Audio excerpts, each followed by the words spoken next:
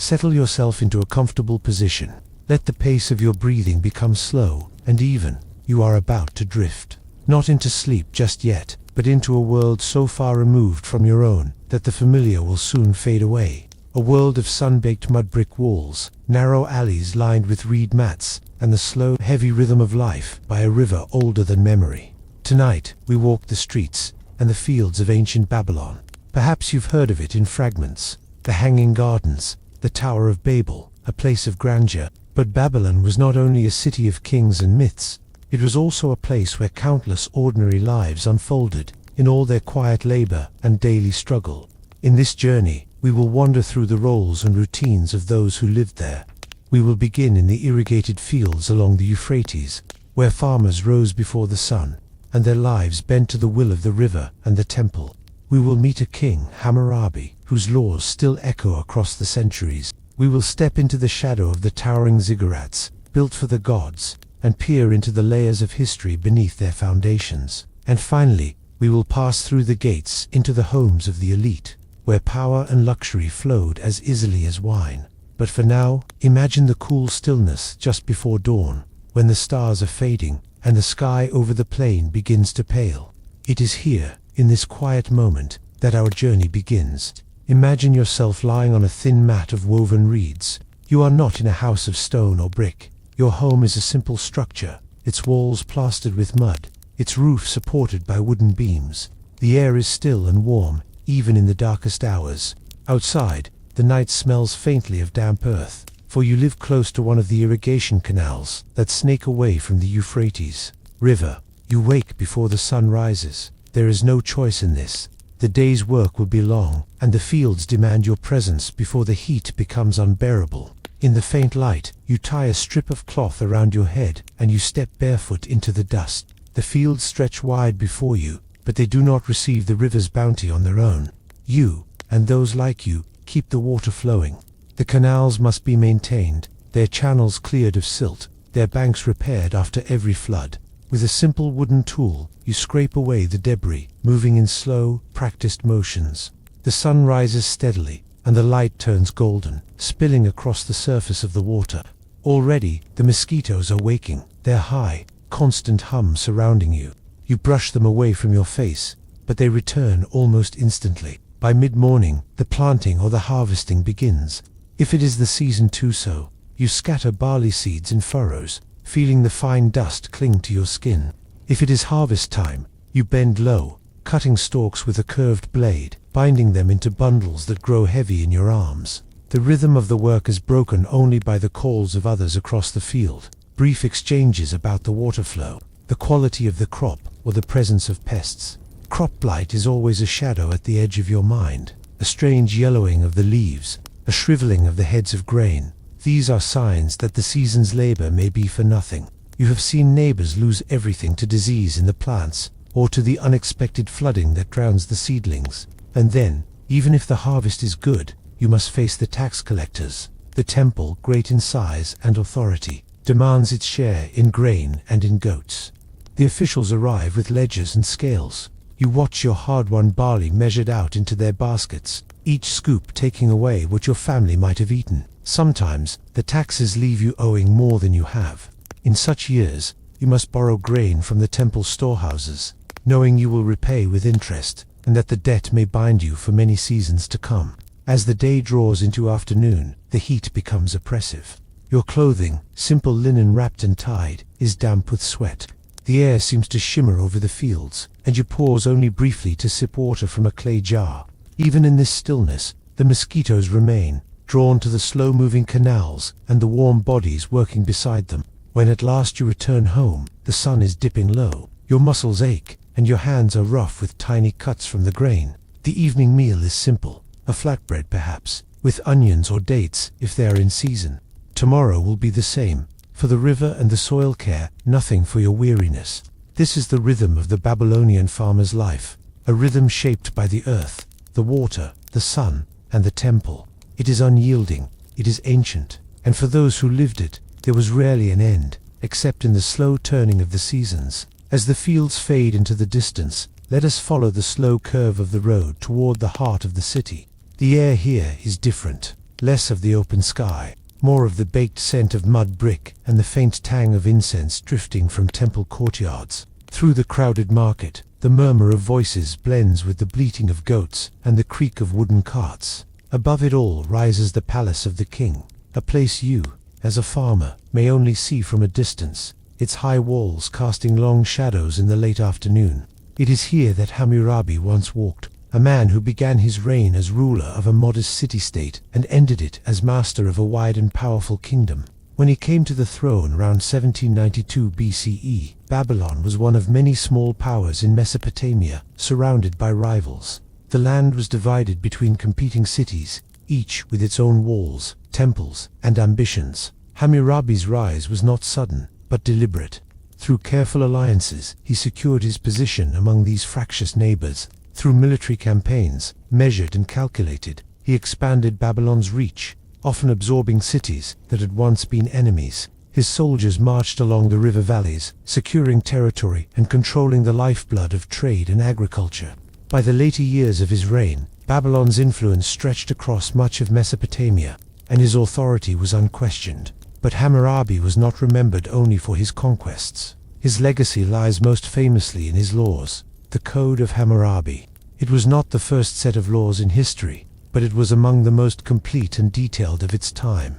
Written in the cuneiform script, carved deep into a tall stone stele, it stood as both a record and a declaration. The stone itself was crowned with an image of the king standing before Shamash, the god of justice, as if to say, these laws come not only from the ruler, but from the divine order itself. The code covered nearly every aspect of life: trade, property, marriage, injury, debt. It spoke in precise terms, setting out what should happen when a house collapsed on its builder, when a merchant was cheated in a deal, when a dispute arose over land or livestock. The punishments were strict, often harsh by our standards, yet they were also an attempt to bring consistency to a world where justice could be uncertain. For the common farmer or trader, the laws might feel distant, yet their influence was real. If your neighbor diverted water from the irrigation canal that fed your field, the code spelled out what restitution was due. If you borrowed grain and failed to repay, the terms of your debt were not simply a matter between you and your creditor. They were matters of public law, known to all. In the palace, Hammurabi's court was a place of order and ceremony. Petitioners came to present disputes, messengers brought news from far-off towns, and scribes recorded every decree on damp clay tablets. The king himself, robed in fine wool and seated upon a high-backed throne, listened to the words of advisors, priests, and officials. His gaze was said to be calm and direct, his speech measured, for every decision would echo far beyond the palace gates. The stele bearing his laws stood in a public place, so that all might see it. Most Babylonians could not read the intricate wedge-shaped script, but the sight of the tall, dark stone, and the knowledge of what it represented, was enough to remind them of the order that bound their lives. Even centuries later, when the stele was carried away by conquering armies and hidden in a distant city, the name of Hammurabi and his laws endured. In the cool of evening, as the city settled into the slow rhythm of night, the palace walls glowed softly in the fading light. Within them, the king's vision of justice stood, not perfect, not gentle, but enduring. The farmers, merchants, priests, and soldiers who lived under his rule might have disagreed on many things, but they shared the certainty that the king's words, carved into stone, were as unyielding as the stone itself.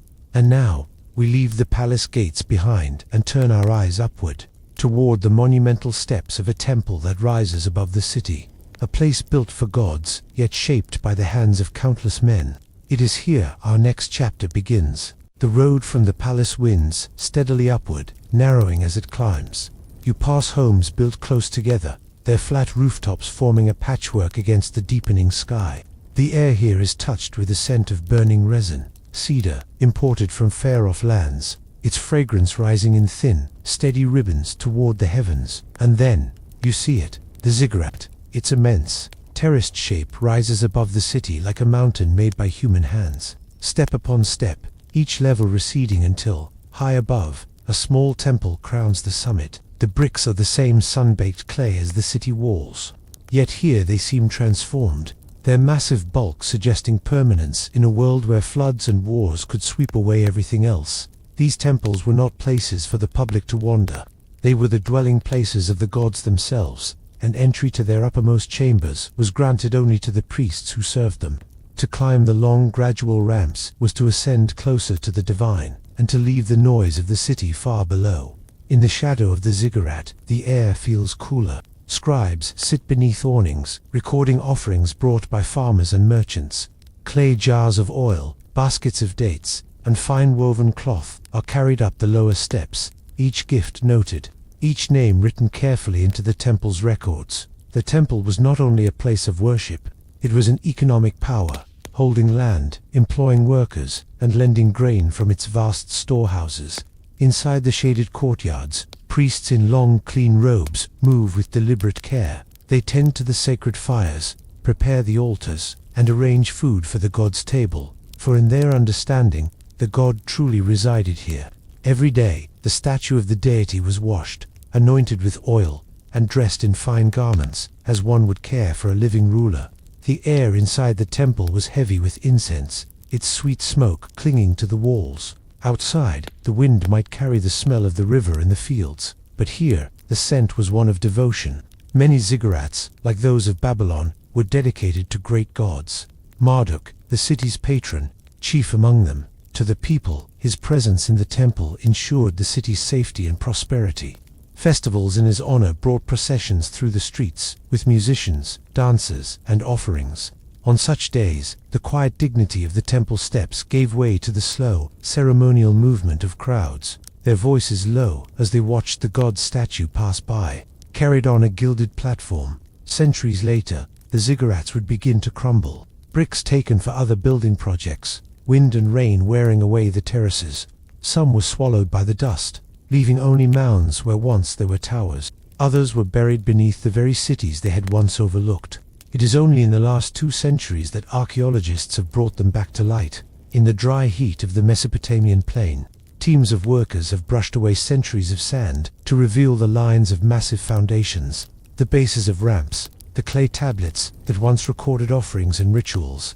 Each discovery adds to the picture, not of a mythic tower reaching the clouds, but of a living, breathing institution that shaped the daily life of the city. Standing at the base of such a structure, it is easy to feel small. The steps above seem to lead not merely to a higher point in the city, but to a realm apart, a place where the concerns of fields and taxes, of merchants and disputes, could not reach. And yet, the ziggurat depended entirely on those same concerns. Without the labor of farmers, without the goods from merchants, without the authority of kings, the terraces would stand empty. Now, as the evening light turns, the temple's bricks a deep, burnished gold. The city begins to quiet. Somewhere far below, a musician plucks a slow melody on a lyre.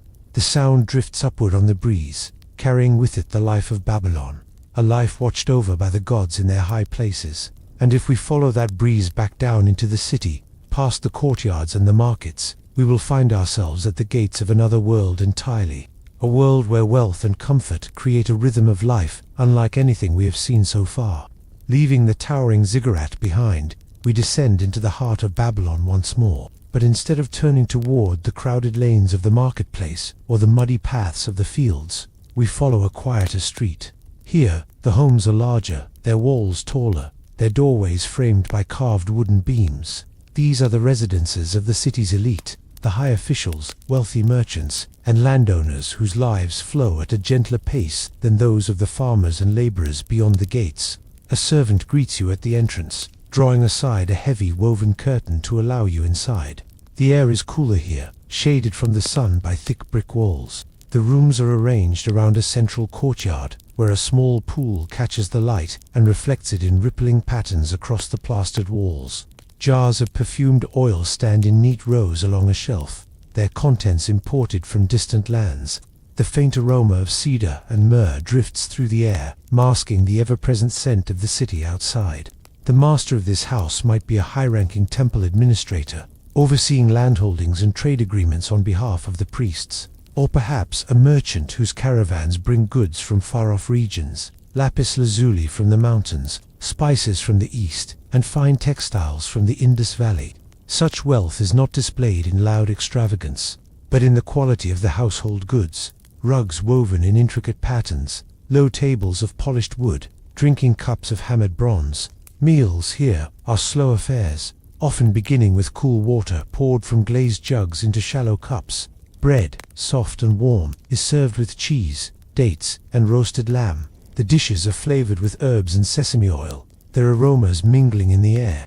Servants move quietly around the room, refilling cups and replacing plates. In the evening, guests might recline on cushioned benches as musicians play the harp or the reed flute, the soft notes filling the courtyard with a calm, unhurried rhythm. The elite do not live free from obligations. Their position demands constant attention to politics and relationships. A misstep in an agreement, an insult at a feast, a failure to present the right gift to a visiting dignitary. Any of these could shift alliances or diminish influence. Much of their life is spent maintaining the network of favors and loyalties that holds their status in place.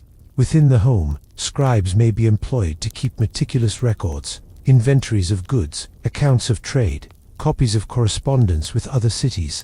The ability to write is not merely a skill, it is a sign of authority, a way of ensuring one's voice can reach far beyond the city walls. Clay tablets are stored carefully in baskets or wooden boxes, their surfaces covered in the small, precise wedge-shaped impressions of cuneiform. From the rooftop of such a house, the view stretches across the city. You can see the ziggurat rising above the skyline, the glint of the palace in the distance, and, beyond the walls, the winding silver ribbon of the Euphrates. At night, the air cools, and the stars emerge in the deep velvet sky. It is quiet here, far from the cries of the marketplace or the sounds of work in the fields. Yet even for the wealthy, the rhythm of Babylon's life is inescapable. The same river waters their gardens, the same temple demands its offerings, the same laws carved by Hammurabi govern their dealings. Their comfort is built on the labor of those whose days begin in the dark, whose hands turn the soil, whose sweat fills the canals.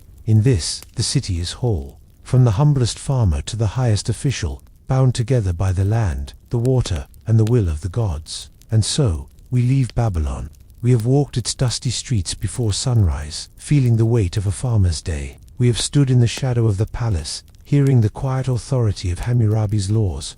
We have climbed in our minds the terraced steps of the ziggurat, breathing in the incense of the gods. We have stepped inside the shaded courtyards of the elite, where the air is cool and the days are shaped by wealth. The city fades now into the distance. Its walls dissolve into the soft haze of time, the voices of its people blending into the hum of the river's eternal flow. The Euphrates continues on, as it always has, carrying silt and memory through the plain. You may rest now, knowing that these lives, though separated from yours by thousands of years, once moved in the same steady rhythm of work and rest, of hope and endurance. Their days have ended.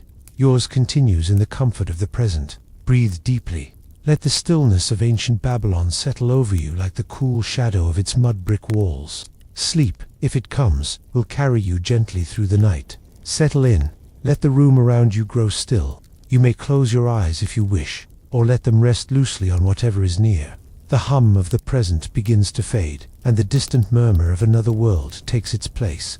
Tonight, we step back nearly 2,000 years. We leave behind our modern streets and follow the worn stone roads of an empire that once stretched from the deserts of Africa to the misted hills of northern Britain. The Roman Empire, vast, powerful, and carefully ordered, was built not only by emperors, senators, and soldiers, but by millions of people whose names have been lost. People whose work was constant, whose freedom was absent, whose lives formed the quiet foundation of Rome's glory. They were the slaves. For the Romans, slavery was not unusual. It was an accepted, almost invisible fact of life, woven into every layer of society. Slaves worked in the kitchens of noble houses, in the fields of sprawling estates, in the depths of mines, and in the workshops that supplied the city's needs. Some were born into bondage, others were captured in war, sold in markets, or condemned for debts they could not pay. In this journey, we will first walk a day in their sandals, moving from sunrise to exhaustion in the kitchens, the fields, and the mines. Then we will follow the life of one man, Spartacus, whose defiance shook the Republic itself. From there, we will step into a mystery that lingers even now, the disappearance of Rome's 9th Legion. And finally, we will pass through the carved marble doors into the villas of the wealthy, where luxury and power were displayed through the possession and use of slaves. But for now, imagine yourself waking before dawn in a world where you are property, a life measured in tasks and hours, not choices. The first sound you hear is the scrape of a wooden door and the call of an overseer's voice. The air is cool, not with comfort, but with the chill that seeps into stone at night. There is no soft bed here. You sleep on a straw-stuffed mattress, its surface uneven, the scent of dry grass mingling with the faint mustiness of the storage room you share with others. Before the sky begins to pale, you rise. There is no question of rest or refusal. The tasks of the day have already been decided. If you serve in the kitchen of a wealthy Roman household, your morning begins with fire. The charcoal must be lit, the ovens warmed. Grain is ground into flour with a heavy stone, each motion steady, repetitive, unending. You move with practiced speed, preparing dough for bread, chopping vegetables, or fetching amphorae of oil and wine from the storeroom. The kitchen is dim, lit by the flicker of oil lamps, and warm with the smell of baking.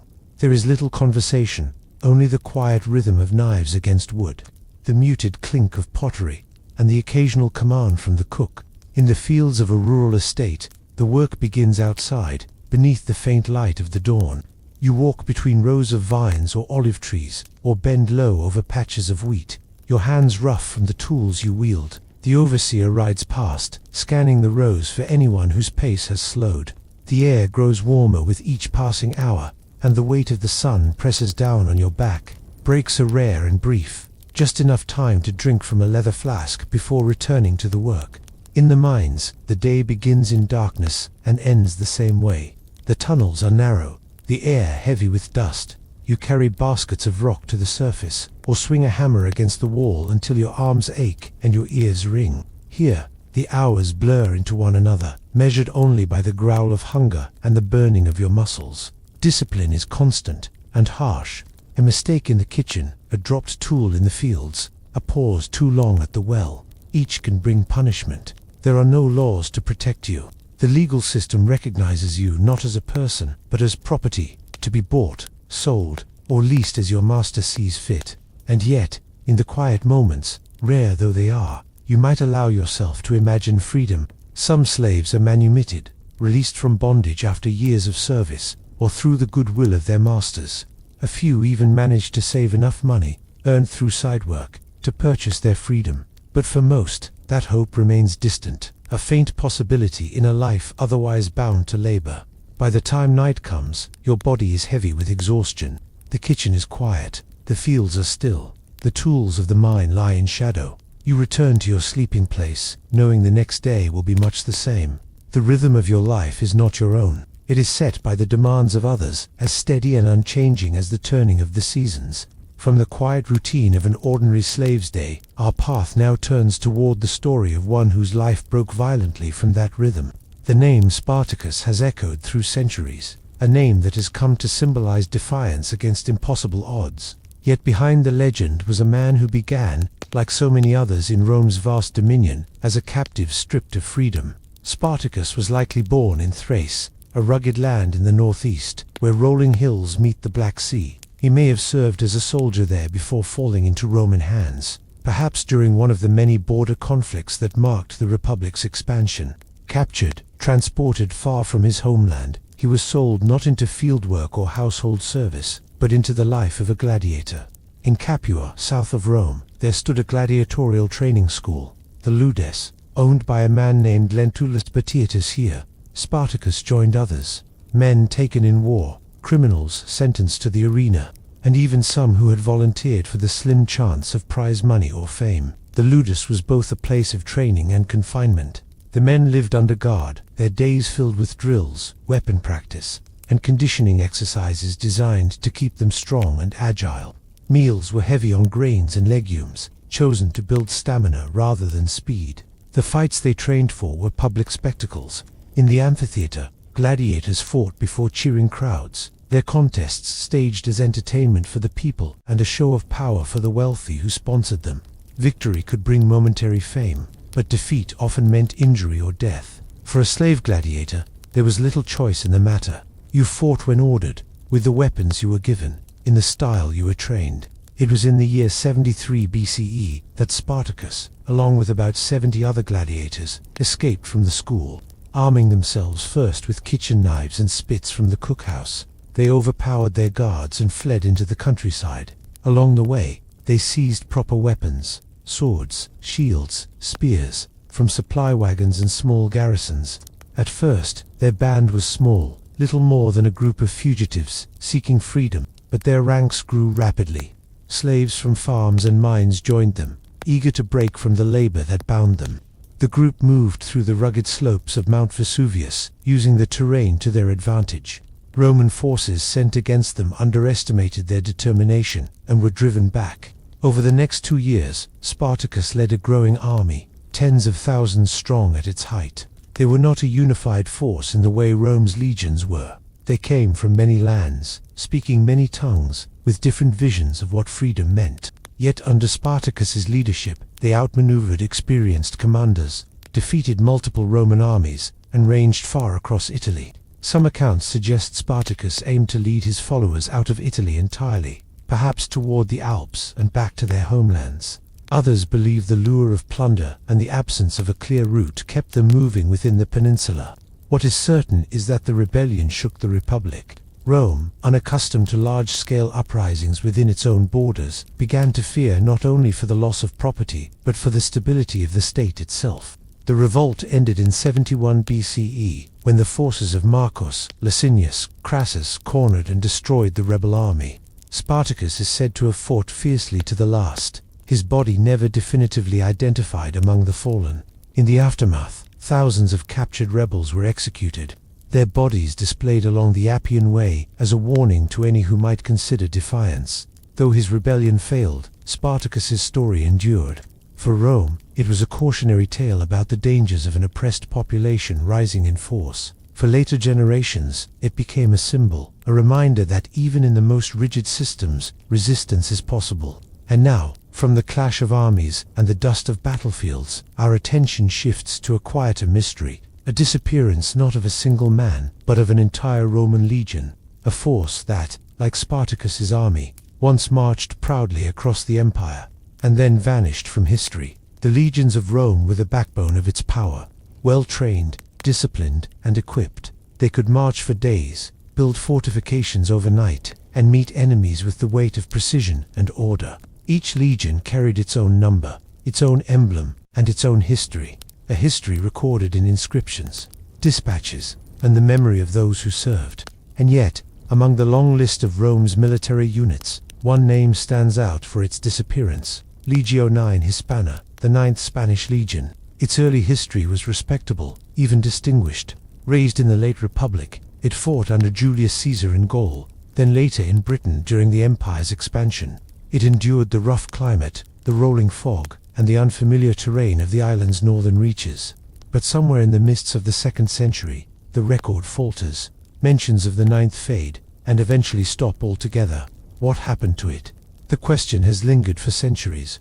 One possibility is that the 9th met its end in Britain itself. Roman control of the island was never absolute, especially in the far north, where the land narrows into the highlands of present-day Scotland. Tribes there, fierce, mobile, and deeply resistant to Roman occupation, launched repeated raids against forts and settlements. A sudden, large-scale uprising could have overwhelmed even a seasoned legion. If the 9th was stationed at the frontier, it might have been cut off, surrounded, and destroyed, far from reinforcements. Another theory sends the legion elsewhere. Some historians believe the 9th was transferred to the empire's eastern provinces, perhaps to face threats along the Danube or in the deserts near Parthia. In these regions, too, entire legions could vanish in the chaos of battle, their standards lost, their survivors scattered among other units. Archaeology has offered fragments but no certainty. Inscriptions found in York, the legion's known base in Britain, confirm its presence there in the early 2nd century. Beyond that, the trail grows faint. A stone here in the Netherlands, another in Germany, but these could represent small detachments, not the whole force. No mass grave has been uncovered to tell the final chapter. The absence is as telling as any discovery. In an empire that prided itself on order and record-keeping, for a legion to simply disappear from the written account suggests something sudden, perhaps even disastrous, but it also reflects the vastness of the Roman world. Events at the edges of empire could slip into obscurity. especially if their telling brought little glory to the state. For the soldiers of the ninth, the end, wherever it came, would have been far from the marble streets of Rome. It might have been on a windswept hill in the north, the cold cutting through their armor, or under a blazing sun in the east, the dust clinging to their throats. No final march is recorded, no speech from a commander, no ceremony to honor their service, only the silence of history, into which they have long since faded. And so we turn from absence back to presence, from the vanished to those who lived at the very center of Rome's social display. For if the legion represented the empire's strength, the patrician villa embodied its wealth and refinement. The road from the garrison and the frontier leads inward, toward the very heart of Roman privilege. Here, in the countryside, beyond the city walls, or along the breezy coastal hills, stand the villas of the wealthy patricians. Approaching such an estate, you might pass through fields and orchards, all of them worked by slaves whose labor fuels the comfort within. The main house rises from the landscape in a careful display of proportion and order, its outer walls plastered smooth, painted in pale colors that catch the light. You enter through a gate into the atrium, the central hall that serves as the public face of the home. The floor beneath your feet is set with intricate mosaics, tiny stones fitted together in patterns of geometric precision or scenes from myth. A shallow pool in the center reflects the open square above, where sunlight falls in a neat column. This is the space where guests are greeted, petitions are heard, and the wealth of the household is quietly announced. The rooms here are not cluttered. Furniture is spare but of the highest quality. Carved wooden couches, low tables inlaid with ivory, bronze oil lamps shaped like delicate animals. Walls are painted in the rich reds and deep blacks favored by Roman taste, with detailed frescoes showing gardens, temples, and imagined vistas beyond the walls. From the atrium, the house extends inward to the peristyle, a courtyard surrounded by columns, where flowers and small trees grow in carefully tended beds. Here, the air smells faintly of rosemary and laurel, and the splash of a fountain is the only constant sound. This is a place for leisure, for walking in the shade, for quiet conversation. Slaves move through these spaces almost without notice, their presence woven into the fabric of the household. One carries a tray of figs and honeyed wine, another sweeps dust from the marble floors, another tends to the oil lamps as evening approaches. For the patrician family, this labor is invisible. The house simply functions as if by its own will. But each polished cup, each cleaned tile, each meal served on time is the result of someone's constant, unseen work. Beyond the peristyle are the private rooms, the triclinium for dining, where guests recline on couches while servants bring dish after dish. Oysters, roasted meats, vegetables dressed in herbs, bread fresh from the oven. In the cooler months, braziers warm the air. In summer, open shutters invite breezes from the garden. The conversation here drifts from politics to poetry, from trade to philosophy, each topic touched with the ease of those who know their place in the world is secure. The villa also contains spaces for bathing, a private balneum with heated floors and warm pools, the steam scented with oils.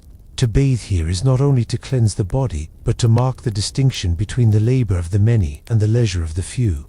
These houses are more than homes. They are instruments of status. Owning a villa and filling it with beauty sends a clear message about one's position in the social hierarchy. Slaves are part of that display, not merely workers, but symbols of the owner's wealth and power, chosen for particular skills or appearance, dressed to suit their roles. Yet the stillness and refinement of the villa are not the whole story. Beyond its walls lie the markets, the fields, the barracks, the restless, working city that makes such quiet possible. In this way, Rome's order is complete, the empire's military strength holding its borders, its laws maintaining control, its elite displaying the rewards of authority. We have walked today through many lives in Rome, the kitchen slave rising before dawn, the field worker bent under the sun, the miner laboring in the dark. We have followed Spartacus from the training ground to the battlefield, and watched as his rebellion was met with the full force of the Republic. We have stood in the silence left by the Ninth Legion's disappearance,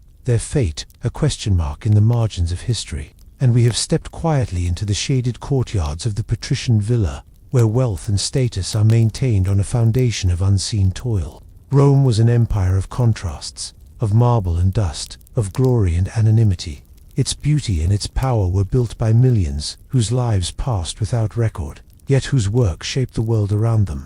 As you return now to your own quiet space, the distant sounds of that world fade. The clink of amphorae, the tread of sandals on stone, the murmur of voices in the atrium, all dissolve into stillness. The empire is far away once more, its roads stretching out into the night. Breathe deeply, feeling the calm of the present. The labor of the past is over. The long day in Rome has ended, and you may let the weight of history settle gently into rest. Let the present moment fade. Breathe slowly, and feel the edges of the day begin to soften. We are leaving behind the world of electricity, glass, and steel, and stepping into a time when the rhythm of life was guided by the seasons, the land, and the will of distant lords. You may think of medieval Japan and picture the samurai armored warriors with gleaming swords, moving through misty landscapes with honor and precision. But in the shadow of these figures, countless others lived lives shaped not by swordplay or political intrigue, but by the steady pull of the rice plant from seed to harvest. In this journey, we will walk those quieter paths. We will begin in the paddies, beside a farmer whose body knows the ache of bending in muddy water, from dawn until dusk. We will then follow the rise and fall of Oda Nobunaga, a man whose ambition redrew the map of Japan. From there, we will travel north, to the lands of the Ainu, a people whose culture and history were long pushed aside, yet still endure in fragments. And finally, we will step within the walls of a daimyo's castle, where beauty and strategy lived side by side in the flicker of candlelight. For now, the only sound is the quiet splash of water in the fields at dawn. The air is cool, the mist low, and you stand at the edge of a day that will be long and heavy with work. The first light of the sun slips over the ridgeline, touching the water in the paddies until it shimmers faintly. Your feet are already wet. You wade slowly between the rows, toes sinking into the soft mud beneath the water. Your hands cradle a small cluster of seedlings, tender shoots pulled from a nursery bed, each destined for its own place in the grid of the field. The work begins early because the work is endless. To plant rice is to bend and stand, again and again, your back forming the same slow arc hundreds of times before the day is through. The mud clings to your calves, cool at first but growing warm under the rising sun. Small insects hover above the water, their wings catching the light. Some settle on your arms or neck, their bites a brief sting before you brush them away. In these fields, your labor is not only for your family. Much of the rice you grow is claimed by the authorities, the daimyo who controls the land, the officials who measure the harvest, the systems of tax that demand grain in precise amounts.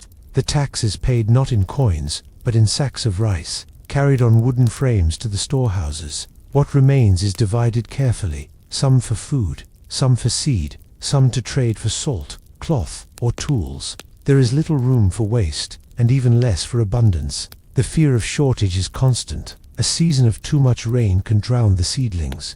Too little, and the soil cracks underfoot. Insects, blight, or a sudden wind at the wrong time can strip away weeks of work. If the yield falls short, the tax does not vanish. You may be forced into debt, or to borrow rice that must be repaid in the next season, often with interest that makes the burden heavier still. And then there is the fear of human danger. Bandits sometimes slip along the narrow mountain passes, taking grain from storehouses or snatching it from farmers' hands on the road. Villagers post watchmen, but the countryside is wide, and help can be far away. The memory of past raids lingers, the sight of empty storehouses, the sound of hurried footsteps in the night. The midday sun turns the water in the paddies to a mirror. You pause to straighten your back, feeling the pull of every hour in your shoulders. Nearby, others work silently, the only sound the rustle of leaves in the water and the soft squelch of footsteps in the mud. The day will end much as it began. In the fields, your hands in the water, your mind fixed on the steady, repetitive motions that keep life moving forward. And so it is, season after season, year after year, the rhythm of planting and harvesting, the weight of taxes, the quiet hope that the harvest will be enough. From this quiet, persistent labor, our path will now lead to the world of a man who sought not to survive within the order of his time, but to reshape it entirely. A man whose life was filled with ambition, strategy, and a violent end. Oda Nobunaga. The path from the rice paddies to the halls of power is not one many will ever walk, but in the middle of the 16th century, in an age of fractured alliances and constant warfare, one man pushed his way from the uncertain edges of authority to the very center of Japan's political stage. His name was Oda Nobunaga. Nobunaga was born in 1534, the son of a minor warlord in Owari province. This was the Sengoku period, the Warring States era, when Japan was divided among many regional lords, each with their own armies, ambitions, and shifting allegiances. Power was fluid, and loyalty often temporary. In this climate, the young Nobunaga grew up learning both the arts of war and the subtler skills of persuasion, intimidation, and calculated generosity. As a youth, he was known for behavior that many considered eccentric or even careless. He dressed in ways that defied expectation, mingled with commoners, and sometimes spoke with an abruptness that shocked those around him. Yet beneath this outward unpredictability lay a sharp mind and a will that would not bend easily. When his father died, Nobunaga inherited the leadership of his clan, and almost immediately faced the challenge of securing it. Rival factions within his own family doubted him. Neighboring lords tested him. Through a combination of swift military action and strategic alliances, he began to consolidate his control over Owari.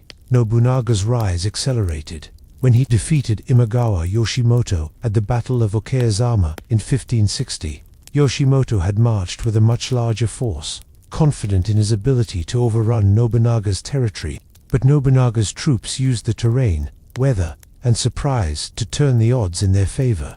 The victory shocked his rivals and established him as a serious contender in the struggle for national power. Over the next decades, Nobunaga expanded his influence through both war and diplomacy. He welcomed the arrival of Portuguese traders and missionaries, embracing firearms and new technologies that altered the nature of Japanese warfare. He reorganized his territories to improve taxation and control, rewarding loyalty and punishing betrayal with equal decisiveness. Yet his methods were often ruthless. Entire castles were burned, rival clans destroyed. He broke the power of influential Buddhist monasteries that had acted as military and political centers, leaving their great halls in ashes. These actions won him enemies as well as allies, and his reputation for severity became as famous as his military skill. By the early 1580s, Nobunaga had risen to a position where unifying Japan seemed within reach.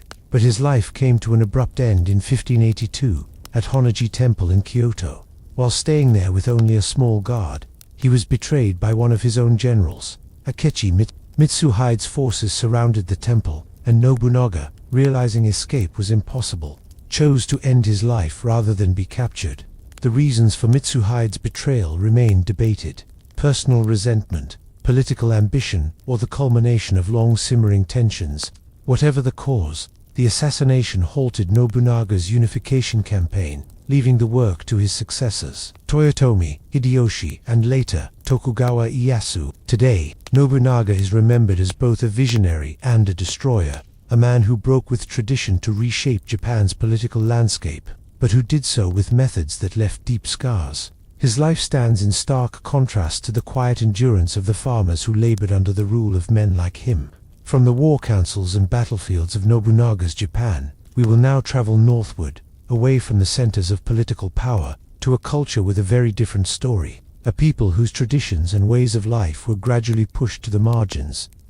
Far to the north, beyond the political reach of Kyoto's court and the fortified castles of the great warlords, the climate grows cooler and the forests denser. Here, in Hokkaido, the northernmost of Japan's main islands, a distinct people lived for centuries, the Ainu. Their language, customs, and appearance set them apart from the rest of the Japanese archipelago. Their lives followed the rhythms of hunting, fishing, and gathering, rather than the rice-based agriculture of the mainland. The Ainu dressed in garments made from woven fibers of tree bark or fish skins, decorated with intricate patterns, stitched in bold curves and loops.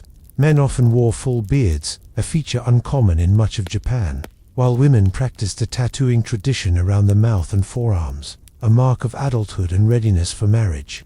Their villages, small and scattered, stood near rivers or coastlines, places rich in the salmon and other fish that formed a central part of their diet. Spiritual life was woven into the landscape. The Ainu believed that spirits called kami lived in animals, plants, rivers, and even tools.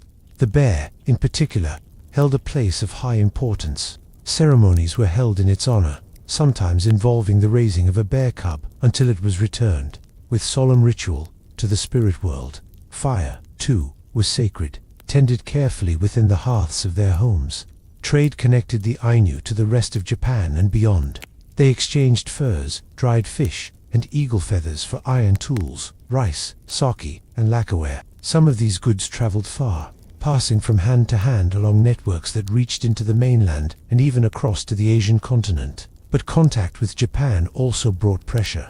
From the 15th century onward, Japanese influence in Hokkaido expanded. Merchants and officials established posts, sometimes peacefully, sometimes by force.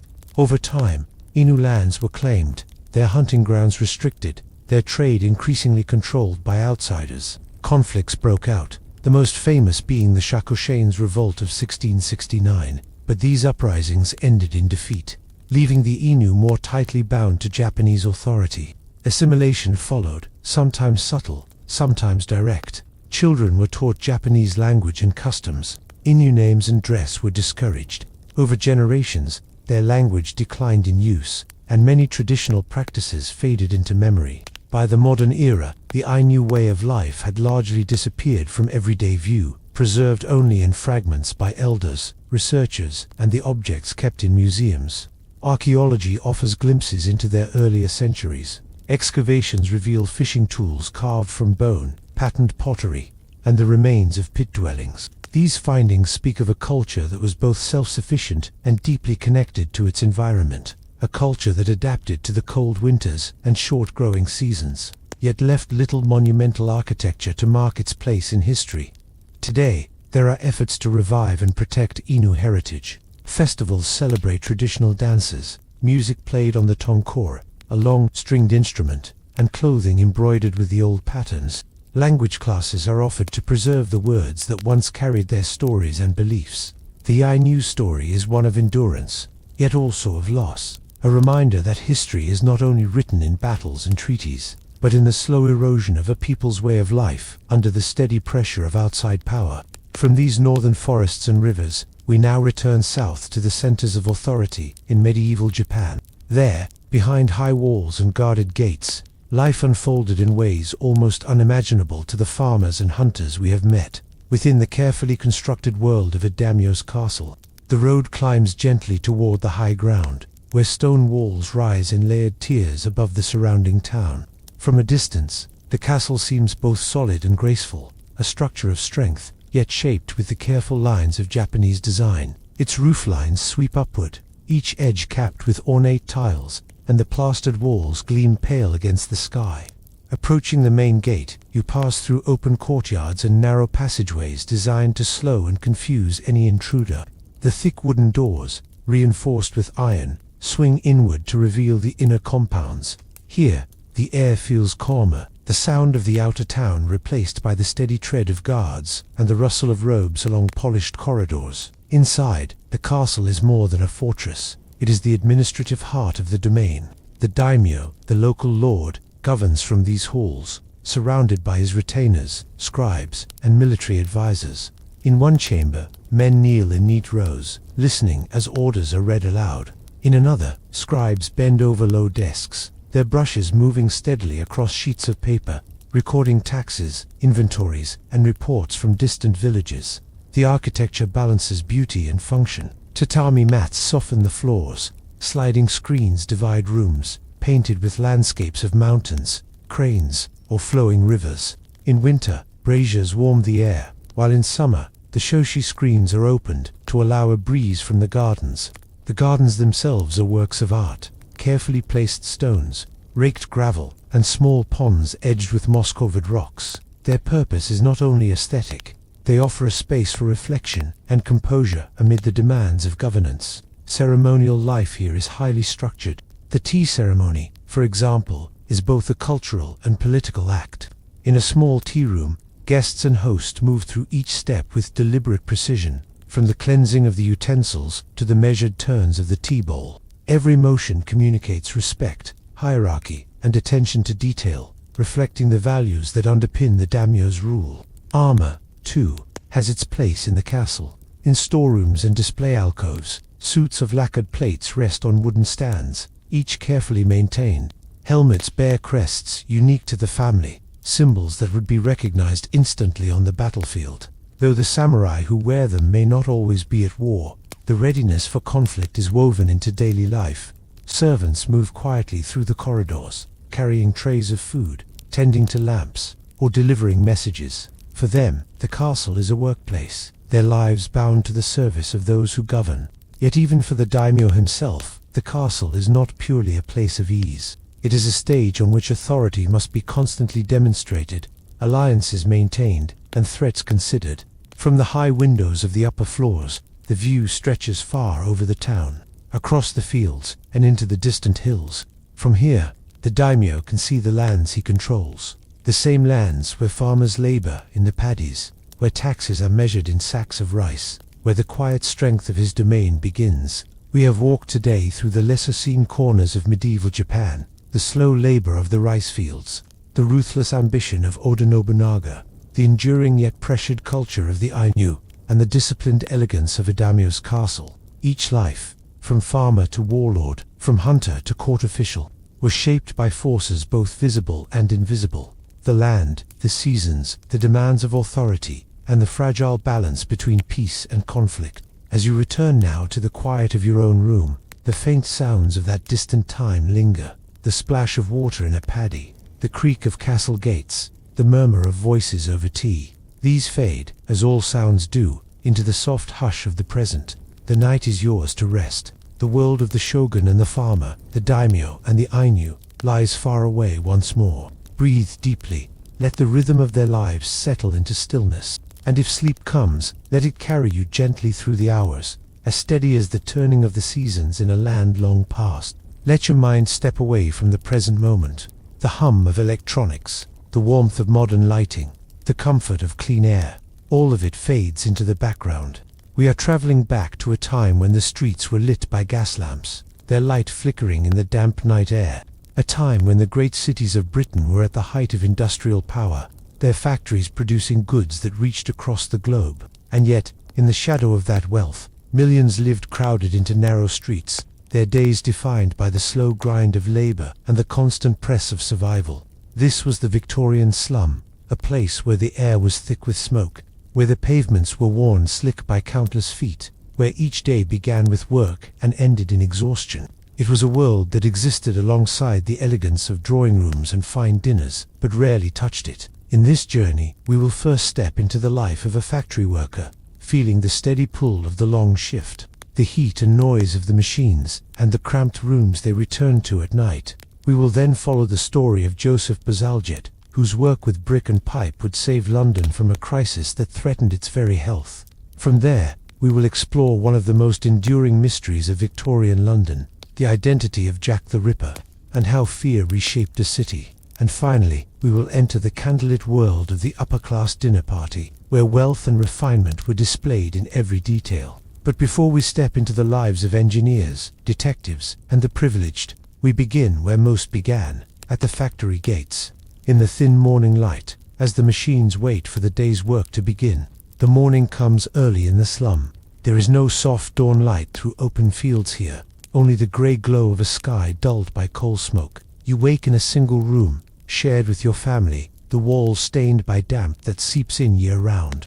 The air is close, with the faint sour smell of yesterday's cooking and the smoke from the shared fireplace downstairs. Stepping outside, the street is already alive with movement. Men, women, and children make their way toward the mills, lunch wrapped in cloth or tin.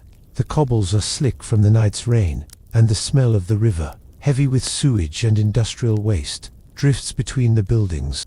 Inside the mill, the sound is the first thing you notice.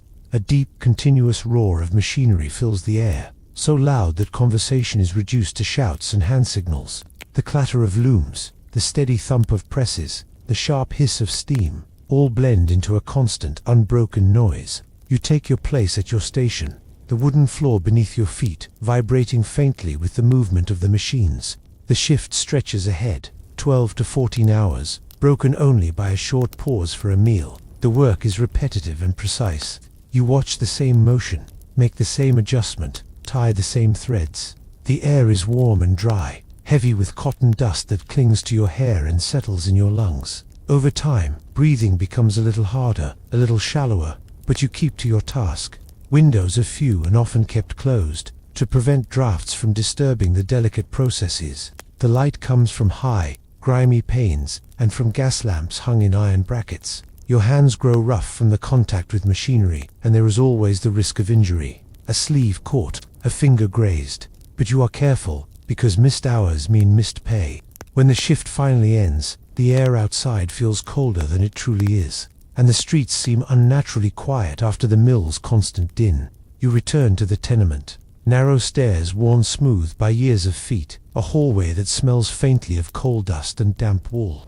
The room is dim, lit by a single lamp. There is little privacy, and the walls carry the sound of neighbors' voices, the crying of children, the coughs that seem to never fully leave.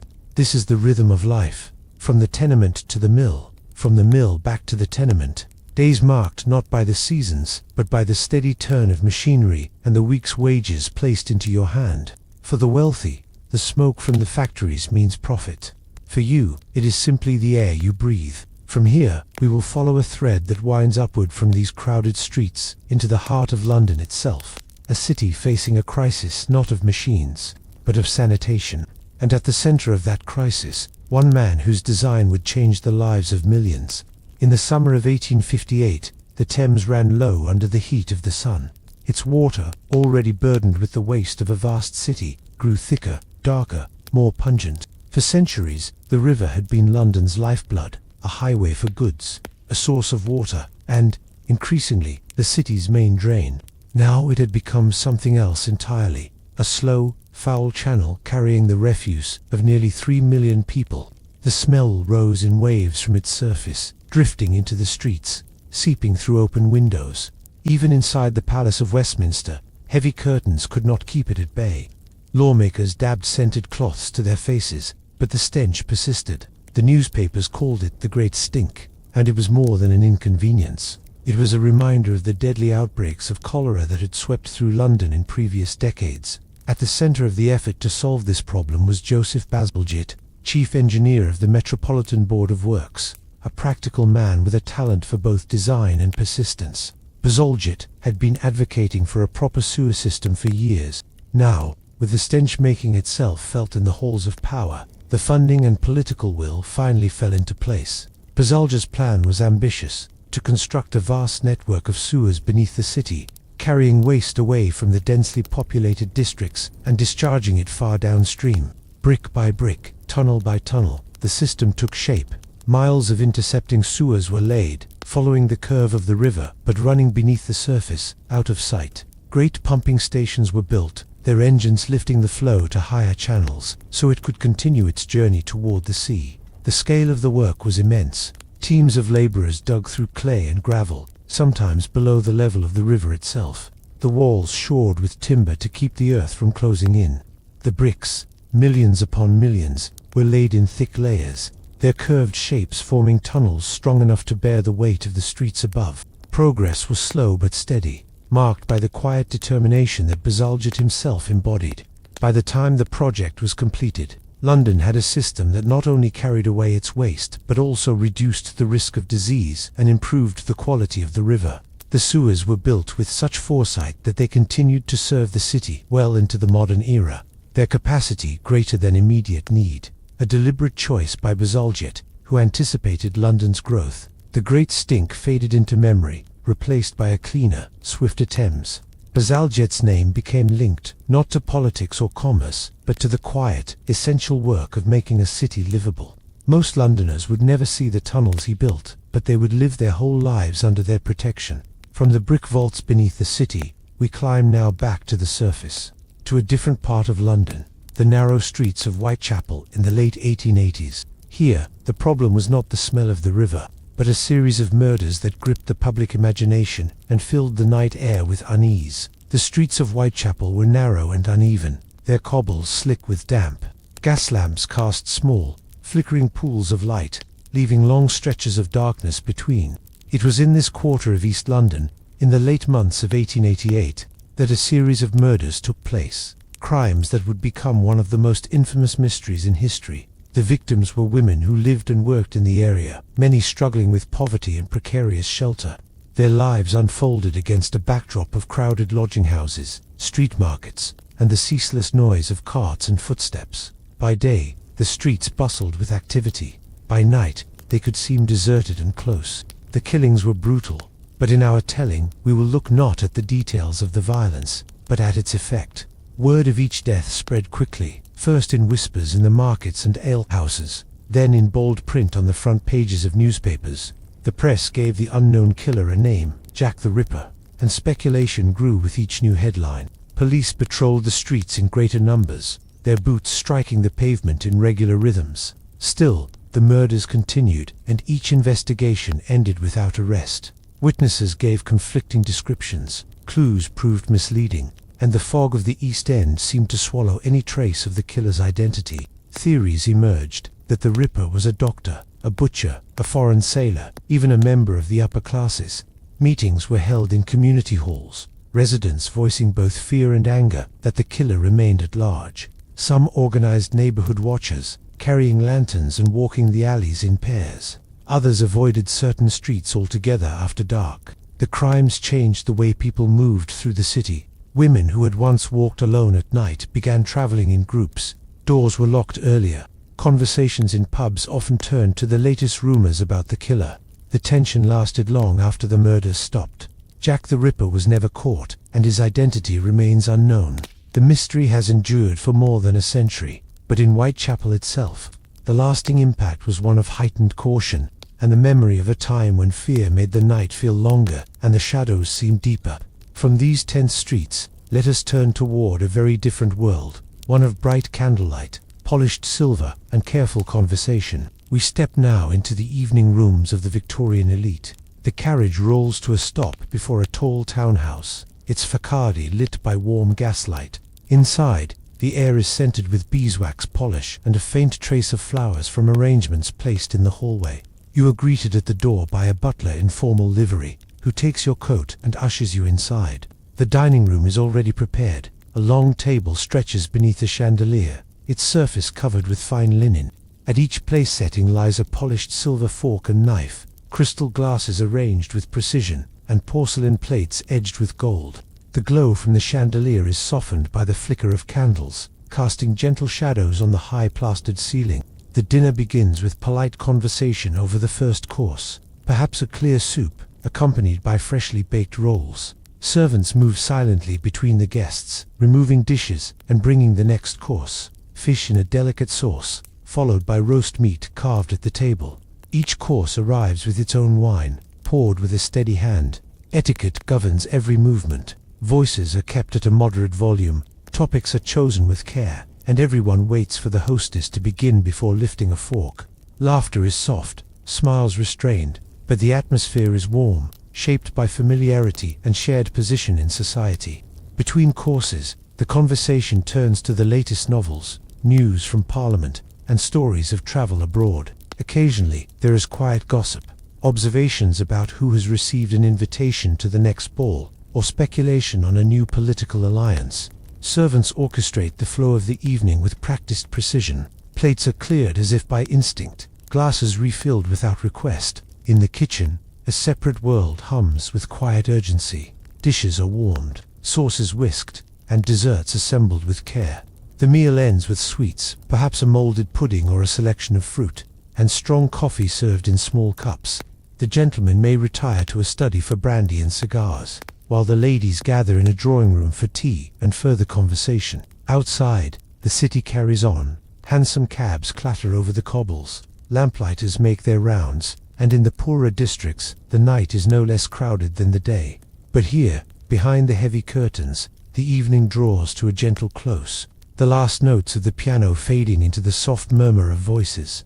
We have moved tonight through the many layers of Victorian life, from the long hours and deafening noise of the factory floor, to the brick-lined tunnels of Bazalgette sewers, to the uneasy streets of Whitechapel, under the shadow of an unsolved mystery, and finally to the polished elegance of an upper-class dinner table. Each of these worlds existed side by side, sometimes touching, often completely separate. The factory smoke drifting over drawing rooms, the fear in Whitechapel scarcely noticed in Mayfair. Now, as you return to the quiet of your own space, the sounds and scents of that time begin to fade. The clatter of machinery, the damp echo of the sewers, the muffled voices of a candlelit dining room, they settle into silence, leaving only the steady rhythm of your own breath. The day in Victorian London has ended, and you may let the weight of the past give way to the stillness of the present. Closing your eyes as the night draws in, settle yourself and let your mind drift back in time. Picture a horizon that stretches endlessly in every direction. No city skyline, no green forests, just the shifting contours of sand dunes, their surfaces brushed smooth by the wind. The air is warm, dry, and still. Above, the sky is a pale blue by day, scattered with fine wisps of cloud, and at night it is a black velvet expanse, crowded with more stars than you may have ever seen. This is the Sahara Desert in the age of the Mali Empire, more than 600 years ago. In this vast, arid space, kingdoms rose and fell along the desert's edge, each sustained by the wealth and ingenuity of its people. Among them, Mali stood apart, a place of gold and salt, of camel caravans and riverside cities, of kings whose influence reached across continents. The Mali Empire was not merely a realm of wealth, but a center of culture, scholarship, and trade. From the Niger River's fertile banks to the desert's stark expanse, life in this empire was shaped by the movement of goods and ideas. It was a world where caravans, laden with gold, salt, ivory, and books wound their way across impossible distances, and where the voices of scholars carried far beyond the city gates. Tonight, we will move slowly through 4 chapters of that world. We will begin with the endless march of the caravan traders, the men who braved the desert to keep Mali's economy alive. Then, we will follow the life of Mansa Musa, the emperor whose journey to Mecca astonished the medieval world. We will pause among the manuscripts of Timbuktu, fragile treasures of knowledge that have survived against great odds. And finally, we will step into the quiet courtyards of a court scholar, living and teaching under the protection of Mali's rulers. So let us begin at the desert's edge, where the work is hard, the air is dry, and the journey has only just begun. Imagine waking before dawn, when the desert is at its coldest. The stars still hang heavy above you, and the air feels sharp in your lungs. You roll up the rough wool blanket that has served as your bed, and tuck it into the same bundle you've carried for weeks. Around you, the low shapes of camels stir, their silhouettes outlined against the first thin line of light in the east. As a caravan trader in the Mali Empire, the rhythm of your life is dictated by the sun. The day's march must begin early, before the heat builds, and it must end before the worst of the midday glare. The path ahead is long, weeks, sometimes months, of travel between the markets of Mali and the ports of North Africa. Your companions are a mixture of seasoned merchants, hired guides, and the indispensable camel handlers who know every rise and hollow of the desert's surface. The work is unrelenting. By daylight, the sun beats down without mercy. Sandstorms can sweep in with little warning, filling the air with fine grit that stings the skin and scours the inside of your mouth.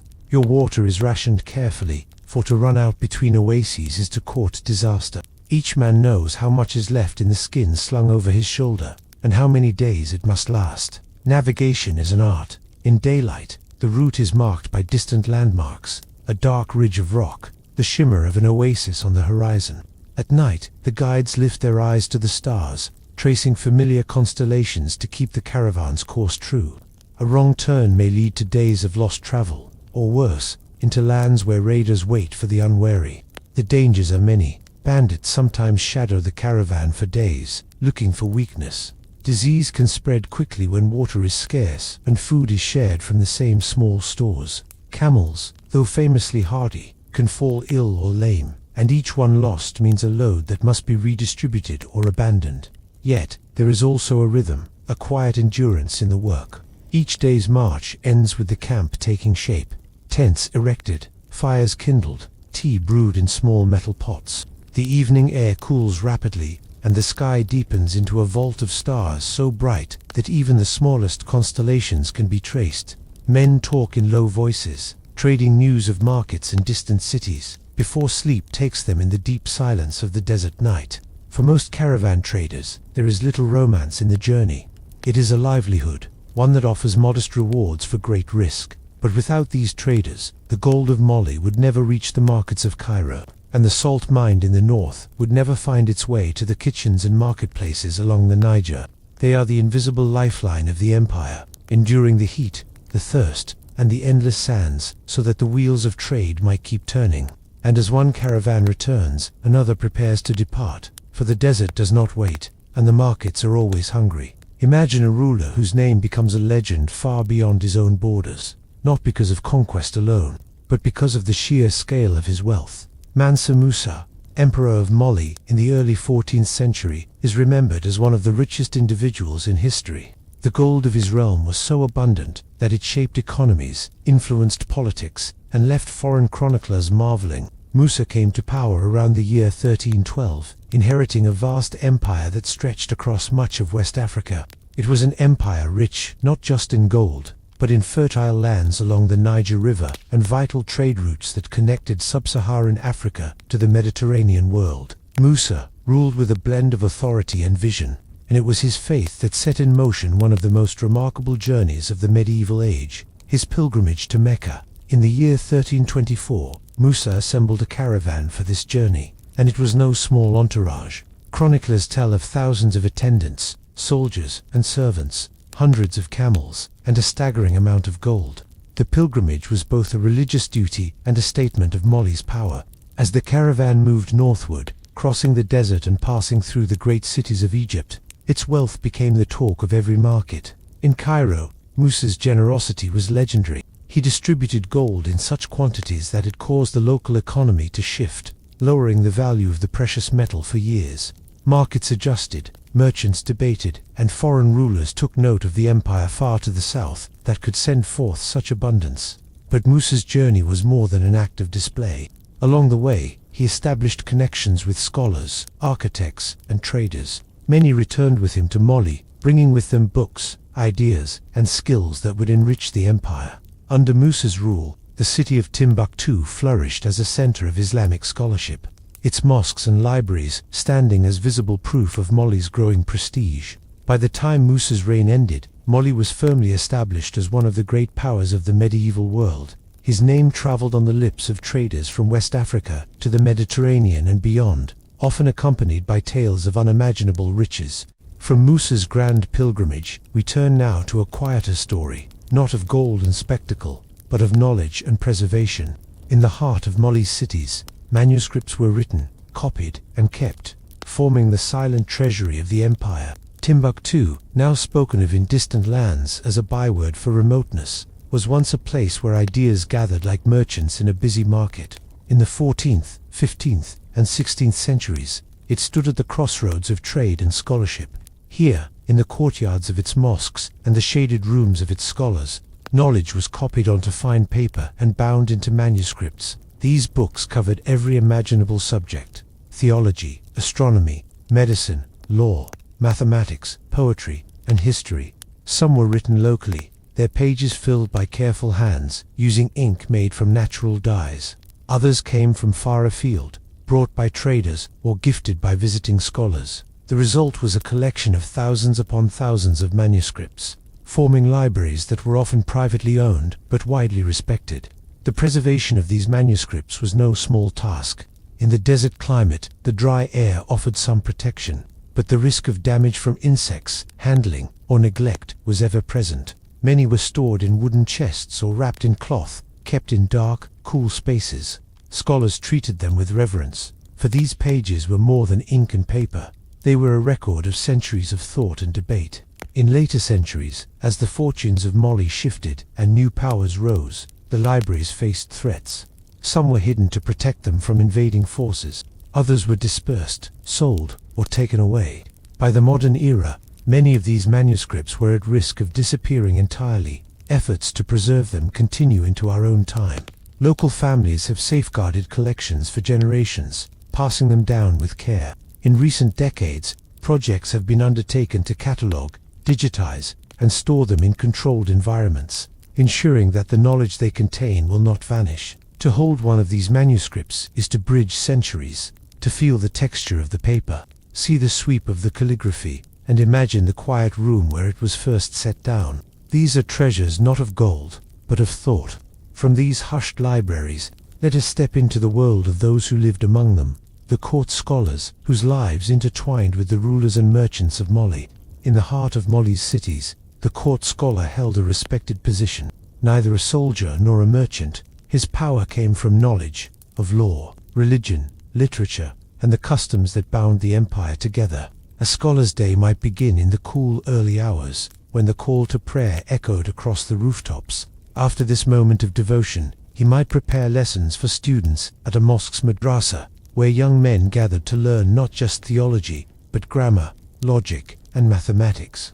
Teaching was conducted in a calm, deliberate manner, with repetition to aid memory. The scholar often moved in the circles of the powerful. Patronage from the Mansa or from wealthy merchants provided him with the means to live comfortably, though seldom extravagantly.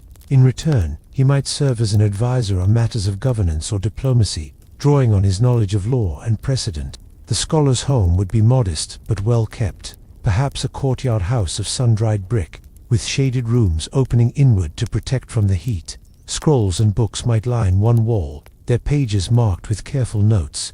Visitors could be received in the courtyard, where tea would be served slowly, poured high into small glasses to create a light froth. Evenings might be spent in discussion with fellow scholars, or in the company of a patron, attending a gathering where poetry was recited, and arguments turned over with gentle persistence.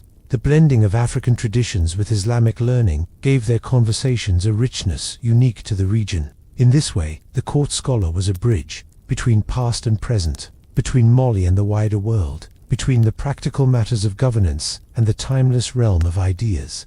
And so, from the desert's edge to the halls of kings, from the marketplace to the library, the Mali Empire lived not only through its gold and trade, but through the quiet, enduring labor of minds at work. Settle yourself in, let the present fade a little, and imagine the sound of slow, steady water lapping against wooden hulls. It is a rhythm older than nations, the measured pulse of oars in the sea.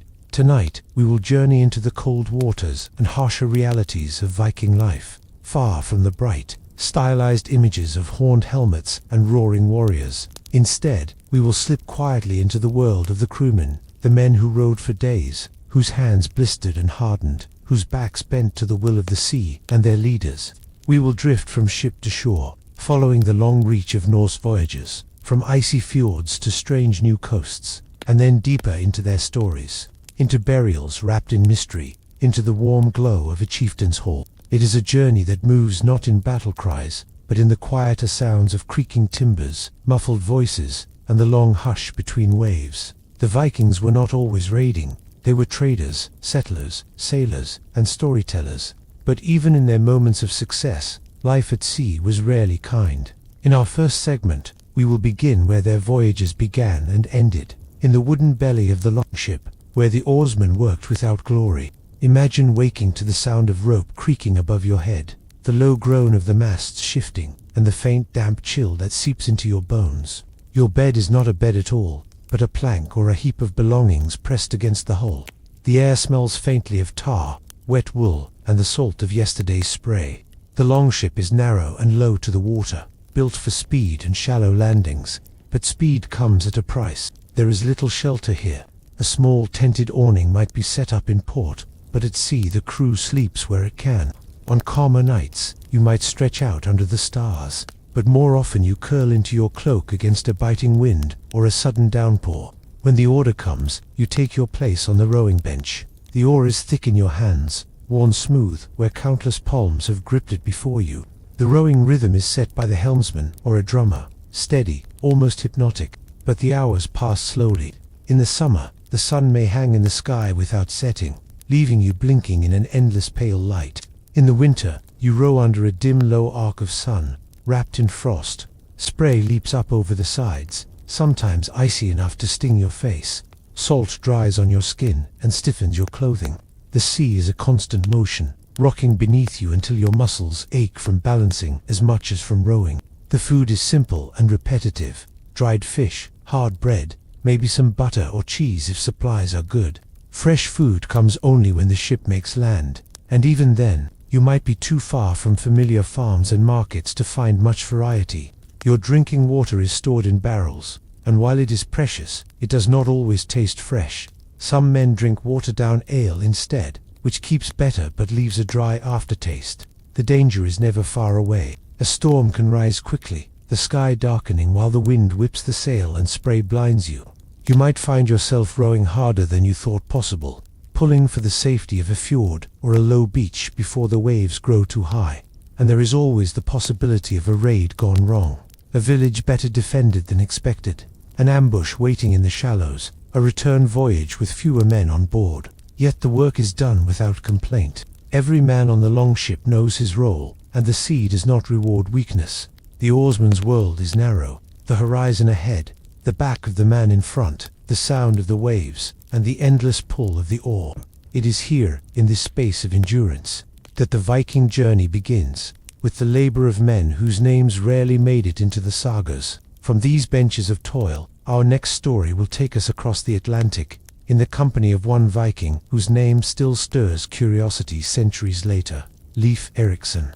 Picture a crisp, pale morning in the North Atlantic. The water is a deep steel blue, and the wind carries the faint tang of ice, even in summer.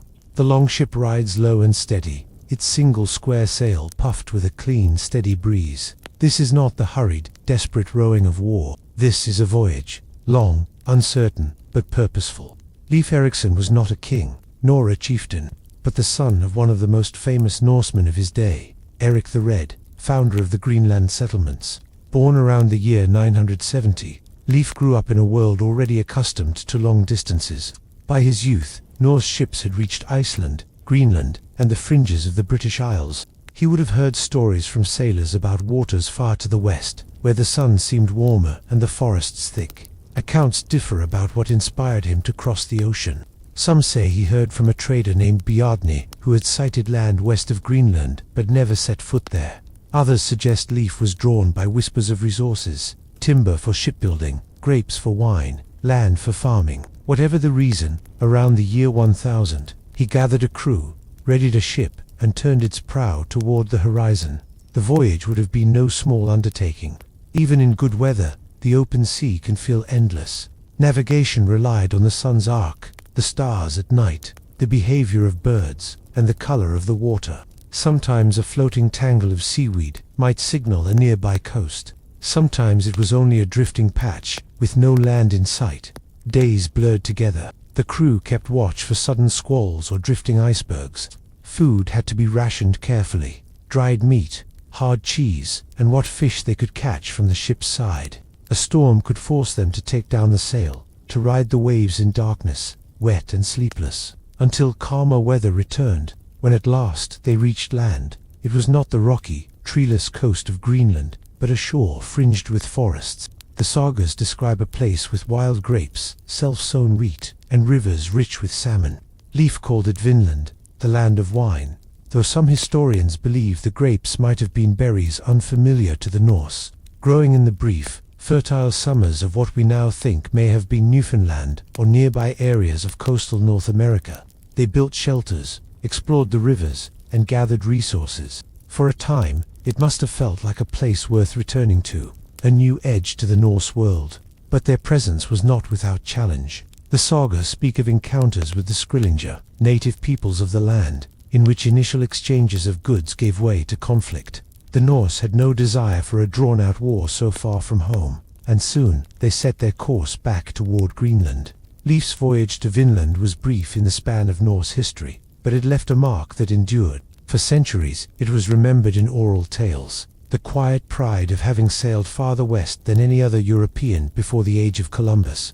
The journey also reinforced a truth known to every seafarer: no matter how far you sail, the ocean remains an unpredictable master. From the crisp winds of Vinland, our course will now turn to the stillness of earth, to the secrets laid within a burial ship discovered in a mound of green Norwegian soil. It is there, in the Oseberg ship, that the Viking story takes on a different shape, one tied not to raiding or discovery, but to ritual and remembrance. Imagine the quiet roll of a Norwegian meadow on a summer afternoon.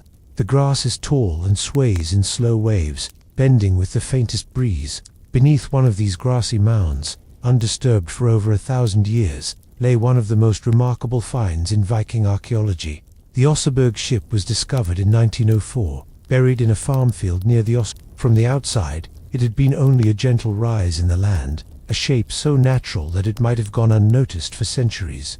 But when excavators began their careful work, they uncovered the remains of a full-sized Viking longship, carved with sweeping patterns that seemed to move even in stillness. The ship itself was a work of art, 22 meters long, its hull curving like the body of a living creature. Along its sides were intricate carvings of interwoven animals and curling lines, a language of ornament that spoke of status, wealth, and craftsmanship. It was not the kind of ship one would take into battle or across stormy seas. It was ceremonial, built to impress, to carry someone not through ocean waves, but through the journey into death. Inside the ship were the remains of two women, one older, perhaps in her 70s, the other younger, in her 40s or 50s. Their identities are still debated. Were they queens, priestesses, leaders in their own right? The richness of the burial suggests they were people of immense importance, or perhaps one of them was, and the other accompanied her into the next world. The grave goods tell their own story. Wooden sledges, carved with curling beasts, a four-wheeled cart with elaborate decorations, buckets made from yew, their handles bound in iron, textiles of astonishing complexity, woven patterns so fine that the threads are barely visible to the naked eye. There were also everyday items, household tools, cooking gear, and simple wooden pails. These suggest a belief that in the next life, one would need both beauty and utility. Perhaps the most mysterious element was the absence of weapons. This was not a warrior's grave. Instead, the symbolism seems tied to leadership of another kind, spiritual, ceremonial, or social. The burial hints that in Viking society, influence was not always tied to the sword. Time, however, had taken its toll. The skeletons were poorly preserved, and details about the women's lives remain hidden. The ship's oak timbers had softened with centuries in the soil, and preserving them became a challenge. Today, the Oseberg ship rests in a museum in Oslo, carefully maintained so future generations can stand before it and imagine the people who once stepped across its deck. For historians, the ship raises as many questions as it answers. Who ordered such a burial? What rituals surrounded it? What songs were sung as the mound was piled high with earth, sealing the ship in darkness? From this hushed chamber of the dead, we can now turn to a far livelier scene, one filled with firelight, the murmur of voices, and the smell of roasted meat. It is time to step inside the feast hall of a Viking chieftain, where the business of alliances, storytelling, and seasonal celebration filled the long nights. Imagine a long timbered hall standing at the heart of a small Viking settlement. Its walls are thick, made from sturdy planks, with a roof that slopes steeply to shed rain and snow. In the winter darkness, light spills from narrow gaps in the wooden shutters, glowing like embers against the cold. Inside, warmth and noise wrap around you like a heavy cloak. A long fire pit runs down the center of the hall, flames flickering and crackling, sending smoke upward to curl around the beams, before escaping through a hole in the roof. Benches line the sides, covered with furs to soften the rough wood. You can smell roasting meat, pork turning slowly on a spit, its fat dripping onto the coals with a quiet hiss. Clay cups are filled with mead, golden and sweet, poured from large wooden vats. This is not merely a meal. In Viking society, a feast is a stage where alliances are made, where loyalty is displayed, and where a chieftain's wealth is quietly measured by the abundance set before his guests. Each seat has meaning. The most honored guests placed near the high table at the far end of the hall, closest to the chieftain himself. The chieftain sits there now, his cloak clasped with a polished bronze pin, a drinking horn in his hand. To his right, a trusted advisor. To his left, a visiting trader who has brought fine silks from the east. Down the benches, warriors in leather and mail share space with farmers, craftsmen, and distant relatives, all drawn together by obligation, friendship, or curiosity. At intervals, the noise of conversation gives way to a voice raised in poetry. A skald, the hall's poet and historian, recites verses that weave together the deeds of ancestors, recent victories, and the timeless favor of the gods. The words are measured and rhythmic, easy to remember, for in a world without books, memory is the library. There is laughter, too, sometimes quiet, sometimes loud enough to echo in the rafters. Old stories are retold with slight changes, drawing knowing smiles from those who have heard them 100 times. You can almost feel the comfort in this repetition, the way these gatherings bind people together through shared history and ritual. Food arrives in courses: smoked fish, stewed turnips, loaves of dark bread. Young servants move along the benches, refilling cups and placing new dishes before the guests. Their work is quiet but constant, for a feast is as much about seamless service as it is about abundance. At the edges of the room, shadows stretch and sway with the firelight.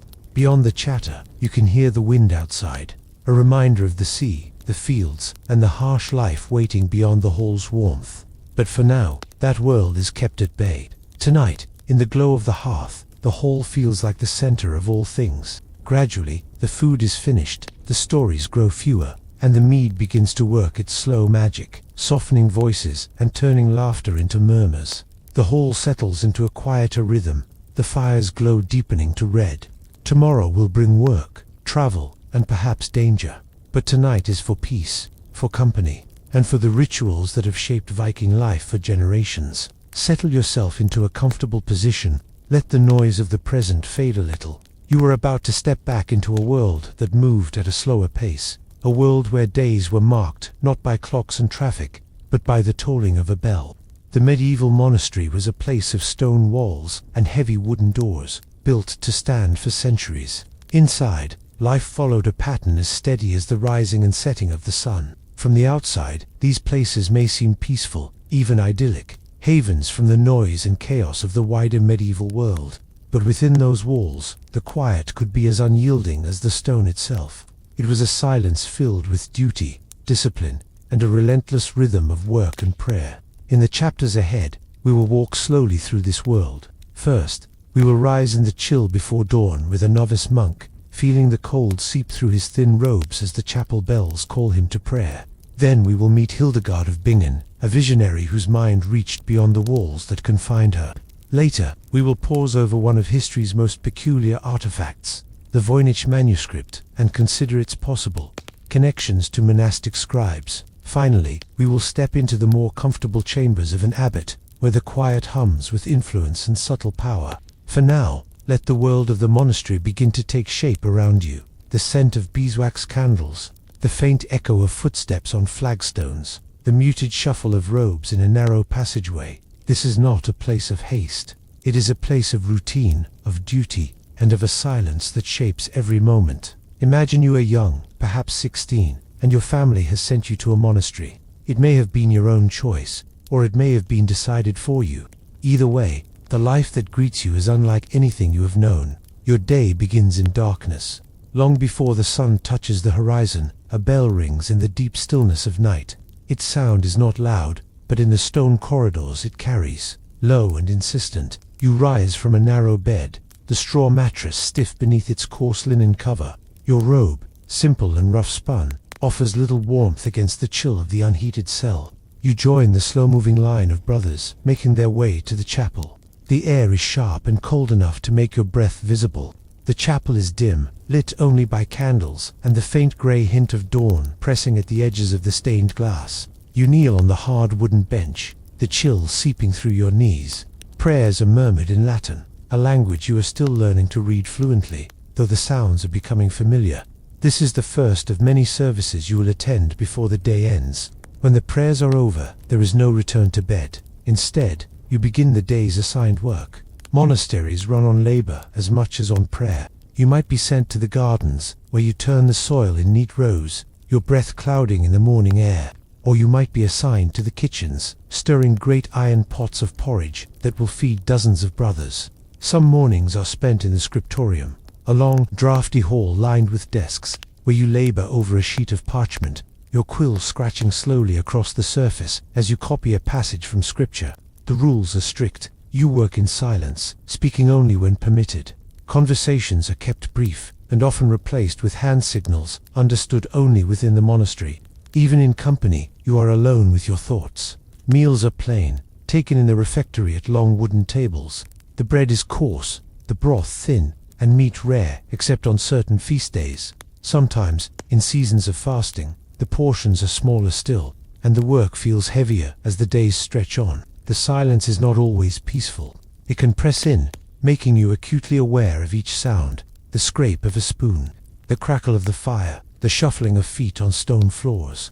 It is meant to turn your thoughts toward God, but in the early months, it can feel like an endless, heavy blanket. By the time night comes, you are tired, but rest is brief. The bell will call you again long before dawn, and the rhythm will begin anew. For a novice, this is life: cold mornings, long hours, silent meals, and the slow shaping of your days into the monastery's unyielding pattern. Imagine the same stone walls, the same dim light of a medieval monastery, but now picture a woman within those walls whose mind roamed far beyond them. Hildegard of Bingen entered a cloister as a young girl in the early 12th century, and the silence of monastic life became the background to her entire existence. Yet, in that quiet, her thoughts and visions unfolded into something remarkable. Hildegard described her visions as light, a radiant, living brightness that spoke to her without sound.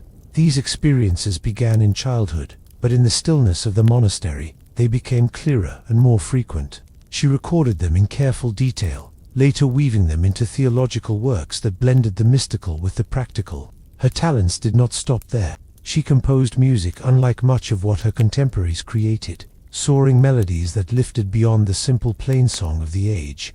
Even now, centuries later, her compositions carry a kind of serene intensity, as though they were shaped by both the discipline of the cloister and the boundlessness of her inner world. Hildegard also had a deep interest in healing. She gathered knowledge of herbs, stones, and natural remedies, writing treatises that blended observation with a sense of divine order in creation. A sprig of fennel for digestion, chamomile for soothing aches. To her, every plant and mineral had a purpose, placed in the world as part of a greater design. Life in a medieval convent was far from easy. Even for someone of Hildegard's influence, there were tensions with church authorities, times when her visions and her interpretations drew suspicion.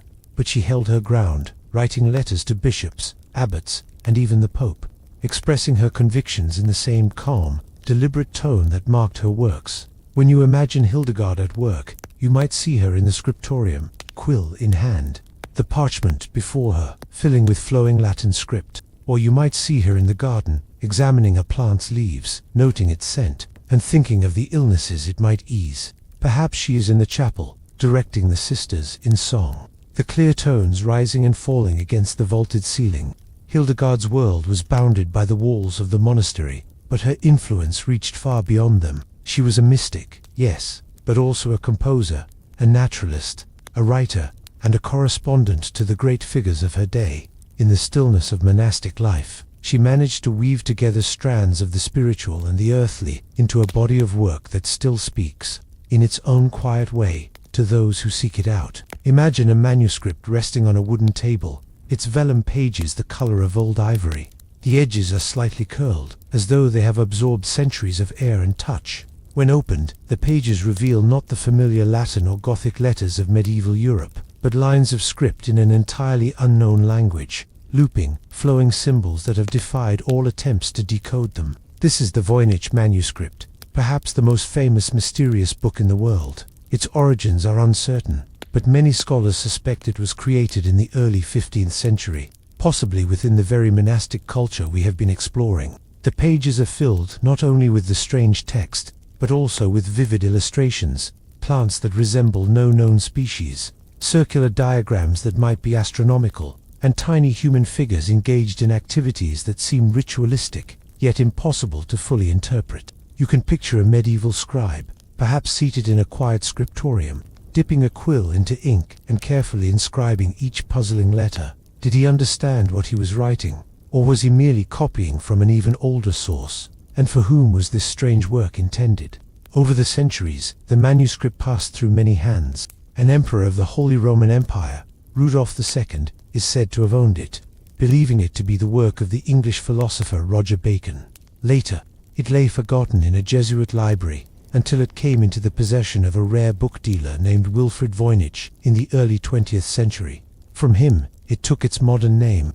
Codebreakers from both world wars tried to unravel its secrets. Cryptographers, linguists, and historians have all examined it, yet the text remains stubbornly silent. Some theories suggest it is an elaborate hoax, an invention with no meaning, crafted to intrigue or deceive. Others believe it contains genuine knowledge, perhaps a form of medieval herbal medicine, astrological guidance, or even a language now lost. One of the most curious aspects of the manuscript is how coherent it appears. The script follows patterns like real language. The illustrations seem grouped into thematic sections: botanical, astronomical, biological, and pharmaceutical. Yet nothing matches anything else we know from that period. In the cool stillness of a monastery library, you might imagine such a manuscript hidden away on a high shelf, its covers closed tightly with a leather thong. Perhaps only a few chosen eyes were ever meant to see it. Perhaps its meaning was never meant for our age at all. Even now, the Voynich manuscript rests in the Binnicky Rare Book and Manuscript Library at Yale University. Its pages are carefully preserved, but the air of mystery clings to it as firmly as it did centuries ago. It is a reminder that, even in the rigorously ordered world of medieval monasticism, there was still room for the inexplicable, for secrets written in a hand we may never truly understand. Imagine the monastery not as the austere, cold place we've been picturing in the life of the novice, but as a flourishing estate, its stone walls sheltering not just the pious, but also comfort, influence, and quiet power. At the head of it all sits the abbot. His quarters are more spacious than those of the monks. A large wooden bed stands against the wall, layered with woolen blankets and linen sheets. A small hearth glows with embers, keeping the room warmer than the dormitories where the brethren sleep in long rows. On a sturdy table, a few prized books rest, bound in leather, their pages heavy with ink. An abbot might own works of theology, chronicles of history, or illuminated psalters commissioned for his private use. By day, the abbot's duties are many. He is responsible for the monastery's lands, which may stretch for miles. Peasants till the fields, tend sheep, and bring in harvests, not only to sustain the monks, but to generate income through rents and tithes. The abbot oversees these matters through stewards, but the ultimate decisions rest with him. A wealthy monastery is as much an economic engine as it is a spiritual refuge. Pilgrims arrive seeking blessings, or the healing touch of a holy relic kept within the church. Merchants bring goods for sale: bolts of cloth, barrels of wine, sacks of grain. The abbot decides which deals to accept, and he must weigh the needs of the brethren against the demands of trade. His influence extends beyond the monastery's walls. In medieval Europe, abbots of great houses often sat in councils, advised kings, and mediated disputes between noble families. Some even held seats in parliament or royal courts, their authority recognized not just by the church but by the state. Yet alongside these worldly duties, the abbot is still a monk.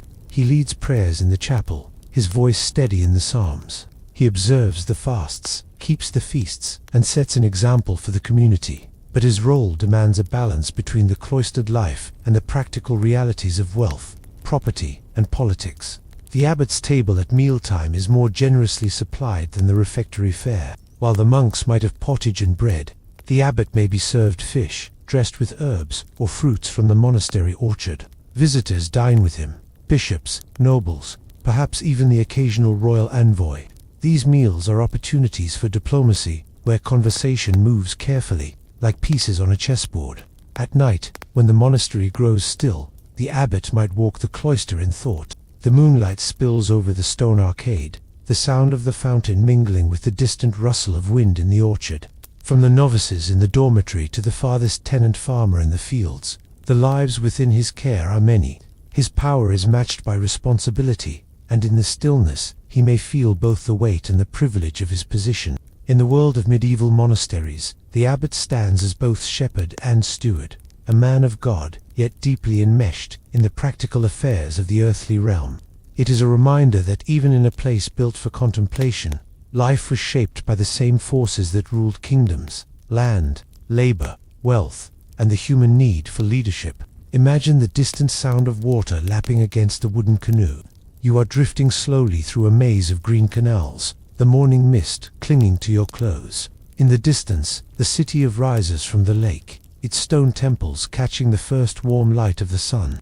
Causeways stretch out like the spokes of a wheel, connecting the island city to the mainland, while long, narrow plots of floating farmland spread out around you, heavy with maize, squash, and beans. This was the heart of the Aztec Empire in the early 16th century, a place of unmatched scale and complexity in the Americas before European contact. It was a city of poets and warriors, of bustling markets and solemn temples, of carefully ordered streets and sudden bursts of music and drums. And yet, beneath its grandeur, the rhythms of life were often harsh. For most people, life meant labor, long hours bent over the earth, endless demands from the state, and the shadow of the temple, where the gods demanded more than just devotion. Tonight, we will drift through this world slowly, without urgency. We will step into the lives of the commoners, the rulers, and the mysteries buried beneath modern Mexico City. We will walk through palace gardens, pass under the shade of carved stone walls, and hear the quiet, measured steps of history moving all around us. So let your breathing slow. Set aside the world outside your door, and imagine yourself, for a time, in the last days of the Aztec Empire. Before you think of temples and warriors, picture instead a patch of farmland, not on solid ground, but floating. The Chinampa, the floating garden, was a marvel of Aztec ingenuity. It began as a shallow rectangle of lakebed, marked out by stakes of willow. Over time, farmers layered reeds, mud, and lake sediment, until it rose above the waterline. Along the edges, they planted willow trees, whose roots helped hold the earth in place. The canals between these gardens became the narrow waterways where canoes would pass, heavy with baskets of vegetables and ears of corn. If you were an Aztec corn farmer, your day began before the sun touched the city's highest temple. The air was cool, carrying the damp scent of the lake. You would walk along the narrow banks of your Chinampa, checking the maize stalks for pests, adjusting the irrigation channels, and pulling up weeds by hand. It was work that never truly ended. Planting, weeding, tending, and finally, harvesting. In the hot season, the sun beat down without shade. In the rainy season, sudden storms turned the canals into churning brown ribbons. The state demanded much of you. Each household owed tribute, not just in crops, but sometimes in textiles, tools, or labor on public works. Tribute collectors came with records, tallying the sacks of maize you had to surrender. Falling short could mean punishment, though often it meant the community worked together to make up the loss. There was also the constant hum of religion, which touched every part of life. You offered maize to the household shrine, burned copal incense to the gods, and joined in festivals honoring deities like Seutl, the maize god, and Tlaloc, the rainbringer. But this closeness to the gods came with risk. During certain ceremonies, the state required human offerings to keep the cosmic balance. While most victims were war captives, history records that in times of famine or great need, even ordinary citizens, sometimes chosen for their beauty, strength, or symbolic value, could find themselves marked for sacrifice. The knowledge of this possibility lingered like a shadow over the life of every commoner. And yet, there were moments of beauty. You might pause during your work to watch a heron stalk fish in the shallows, or to hear the splash of a frog breaking the stillness of the water. On market days, you paddled your canoe into the city, weaving through other farmers and traders, bringing your harvest to the great Tlatelolco market, where thousands of voices murmured beneath the open sky. The rhythm of the farmer's life was one of constant motion, the cycle of planting and harvest, tribute and survival. It was essential to the empire's greatness, but it offered little rest to those who lived it. Each day's labor fed the temples, the nobles, the warriors, and the gods themselves. And as the sun set, casting golden light across the lake, you might feel both pride and weariness, knowing that tomorrow, the work would begin again, exactly as it had for generations. Imagine the steady steps of a man walking through the heart of He moves along wide streets paved with stone, past canals where canoes glide silently between buildings of whitewashed walls. He wears a cloak of cotton, dyed in colors reserved for nobility, and sandals with thick leather soles. The people bow as he passes. This is Moctezuma Xocoyotzin Moctezuma II, the Tlatoani, the speaker, the supreme ruler of the Aztec Empire. Moctezuma came to power in 1502, inheriting an empire that stretched from the Gulf Coast to the Pacific, from the mountains of central Mexico to the dry lands far to the north. His early reign was marked by expansion. Armies, led by experienced generals, brought new territories under Aztec control. Tribute poured into the capital, cacao beans, fine feathers, gold, and of course, the maize and textiles that kept the city supplied. Under Moctezuma's rule, the empire reached its largest size. Yet power brought distance. Unlike earlier rulers, who had been known to walk among their people, Moctezuma withdrew into the palace. Audiences with him became rare, and when they did occur, elaborate ceremonies surrounded them. Visitors had to avoid eye contact, bow low, and speak only when spoken to. Some chroniclers suggest that this formality was a way to reinforce his authority, to set him apart as semi-divine. The capital itself was a place of remarkable order. Causeways, aqueducts, and marketplaces were maintained with precision. Temples rose above the city like stone mountains, their steps steep and narrow. Within the palace walls, Moctezuma oversaw an intricate court. Priests, nobles, scribes, and messengers moved constantly through the corridors, carrying news and decisions to every corner of the empire. But beyond the horizon, forces he could not yet imagine were gathering. In 1519, reports reached the capital of strangers landing on the eastern coast, pale-skinned, bearded, wearing metal armor, and riding animals unknown to the Mexica. Horses, they came led by accounts vary on Moctezuma's thoughts at this time. Some say he believed these strangers to be linked to ancient prophecies, others that he was simply cautious, seeking to understand before acting. He sent emissaries with gifts, gold, textiles, and food, perhaps hoping to encourage them to leave. Instead, these offerings seemed to fuel their interest in the city. When Cortés and his allies arrived in Moctezuma welcomed them. The meeting, described by both Spanish and indigenous chroniclers, was formal and filled with symbolic gestures. For several months, the Spanish were housed in the city as guests, though the exact balance of power was uncertain. Some sources suggest Moctezuma was effectively a hostage within his own palace. Tensions grew. Skirmishes broke out between the Spanish and the Mexico warriors. The city, once calm and orderly, became a place of suspicion and whispers. In 1520, during an uprising, Moctezuma died. The exact circumstances remain unclear. Spanish accounts claimed he was struck by stones from his own people. Indigenous sources suggest other possibilities. What is certain is that his death marked the beginning of the end for the Aztec Empire. In the months that followed, faced siege, famine, and disease. The city that had once been the jewel of the lake would fall, its temples pulled down, its canals filled in, its name changed to Mexico City. And yet, the memory of Moctezuma, the ruler who presided over both the empire's peak and its collapse, has endured. His image is still debated, still reimagined, still invoked in discussions of power, fate, and the meeting of worlds. Beneath the modern city, its traffic lights, buses, and crowded sidewalks, lie the stones of another world. Mexico City rests on the ruins of, and within those ruins, layer upon layer of temples remain, built and rebuilt over centuries. The most famous of these is the Templo Mayor, the Great Temple, the spiritual heart of the Aztec capital. It rose in stepped tiers toward the sky, crowned by twin shrines. One was dedicated to Tlaloc, god of rain and fertility, and the other to Huitzilopochtli, god of the sun and war. Here, ceremonies marked the rhythm of the seasons, the success of harvests, and the protection of the city. The Aztecs practiced a tradition of building new temples over older ones. Each generation expanded or renewed the sacred space, encasing the earlier structure within fresh stone. Over time, this created a nesting effect, like boxes within boxes, so that the temple we see today was, in fact, the outermost shell of several earlier temples hidden inside. For centuries after the Spanish conquest, the exact location of the Templo Mayor was lost. The city grew over it, with colonial buildings and later modern streets covering the site. In the late 20th century, construction work accidentally revealed a massive stone disc carved with the image of Coyolxauhqui, the moon goddess. It was the first clear sign that the ancient heart of the city had been found. Archaeologists began carefully peeling back the layers of history. They uncovered stairways leading downward, painted walls preserved in brilliant red and blue, and offerings buried deep in the temple's foundations. Jaguar skulls, shells from distant coasts, and obsidian blades. Each discovery added to the picture of the city's spiritual life. Yet, mysteries remain. Why did the Aztecs choose to bury some offerings so deeply, never to be seen again?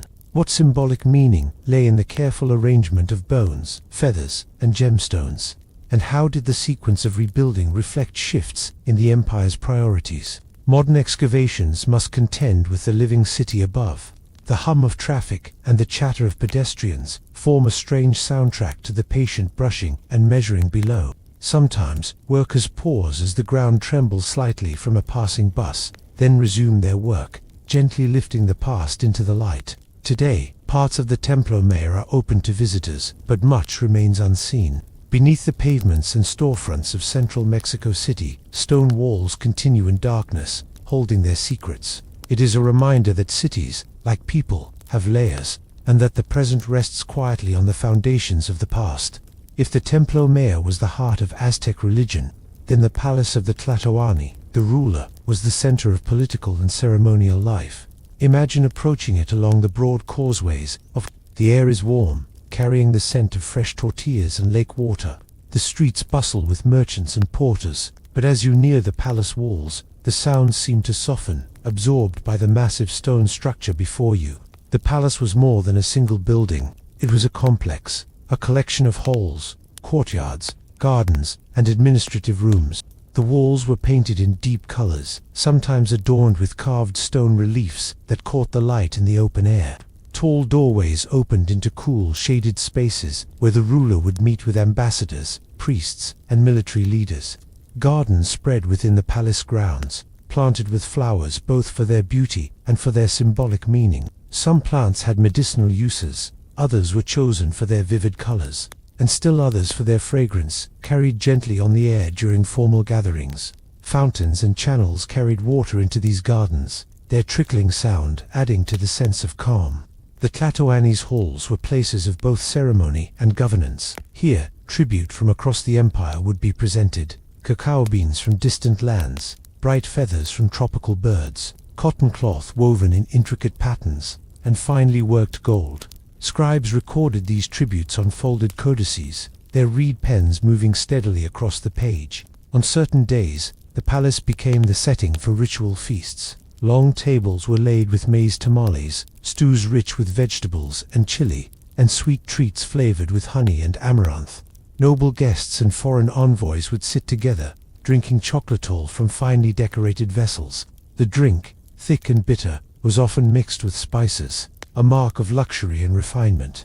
The Tlatoani himself was attended by a small army of servants and advisors. Some were tasked with arranging his elaborate headdress of quetzal feathers, others with maintaining the glittering obsidian mirrors in which he might compose his appearance before receiving guests. Musicians played softly in the background, flutes, drums, and rattles, their rhythms echoing the measured pace of the city beyond the walls. Yet, the palace was not only a place of beauty, it was also a symbol of power.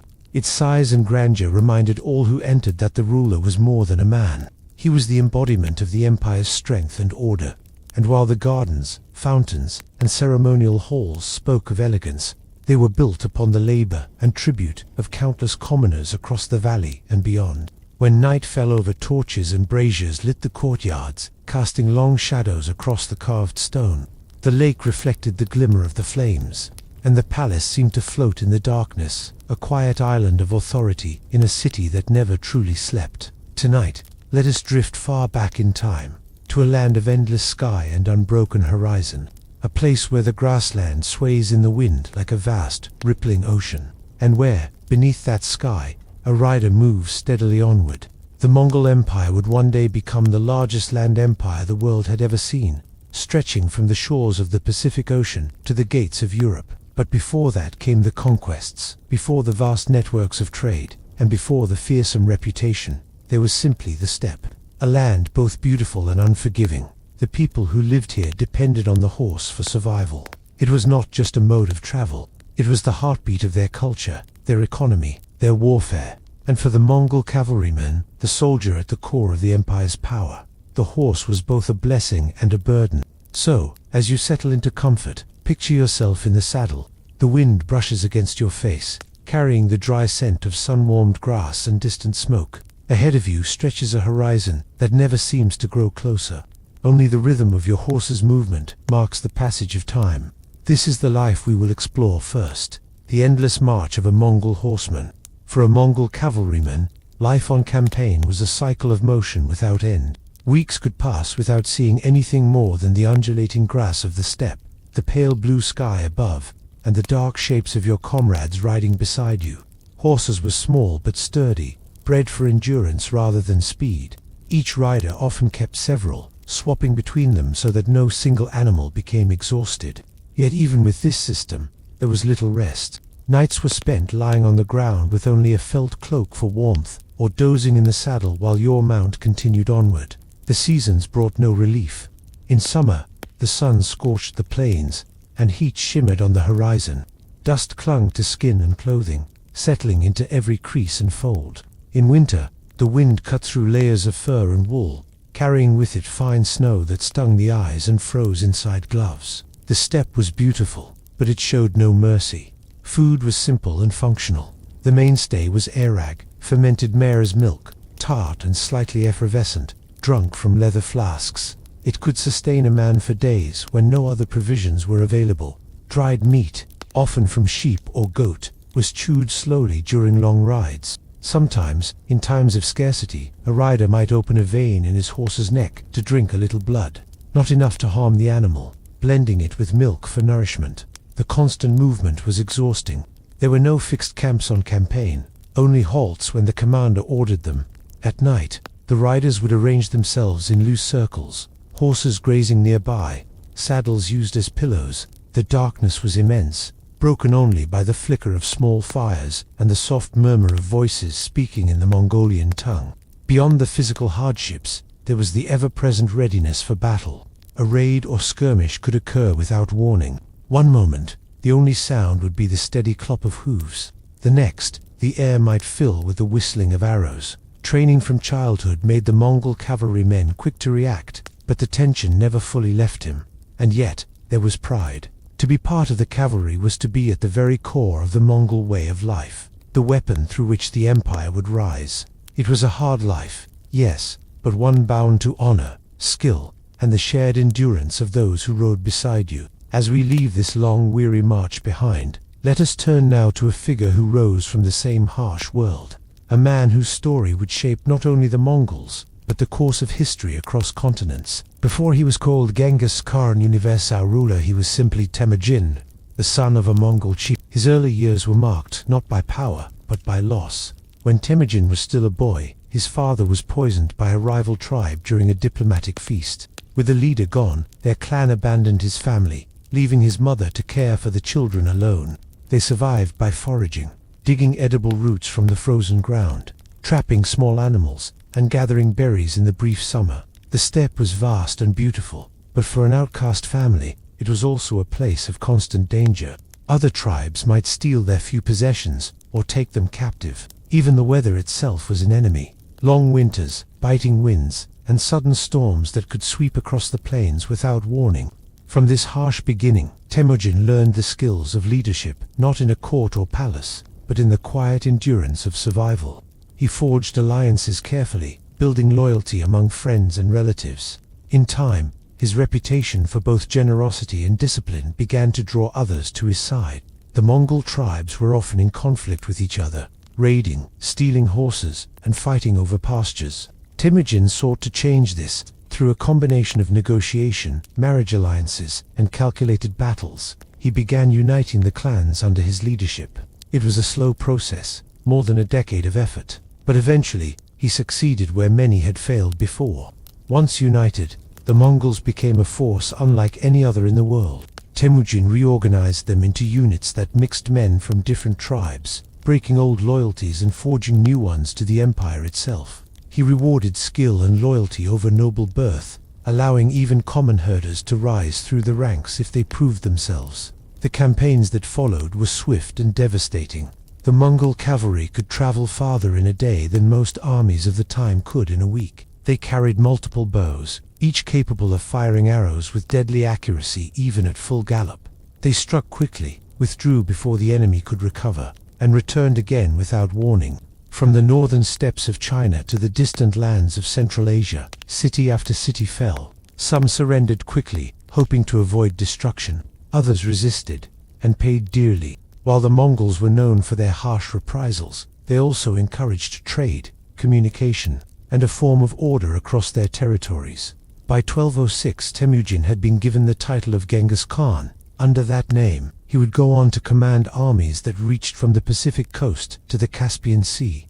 And yet, for all his vast conquests, his burial remains one of history's enduring mysteries. Legend says that when Genghis Khan died, his body was taken back to Mongolia, and those who buried him erased all trace of the grave. Some say a river was diverted to cover it, or that the funeral party killed anyone who saw them along the way. To this day, the exact location has never been found. From here, our journey will leave the man behind and turn instead to a place, the city that once served as the beating heart of the Mongol Empire. Imagine yourself riding across the open steppe. The horizon stretches endlessly, the grass rippling in the wind like a vast, green sea. And then, far ahead, the low shape of walls begins to appear. Not the endless horizon you've grown used to, but the outline of a city.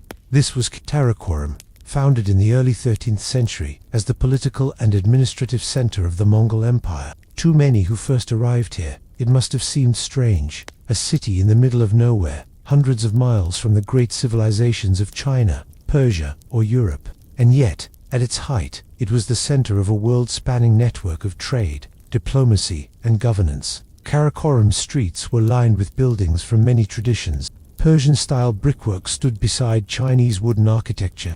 The city had markets full of silks from the east, silverware from the Islamic world, and furs from the northern forests. Merchants, speaking dozens of languages, might haggle side by side, their wares laid out on rugs or in wooden stalls.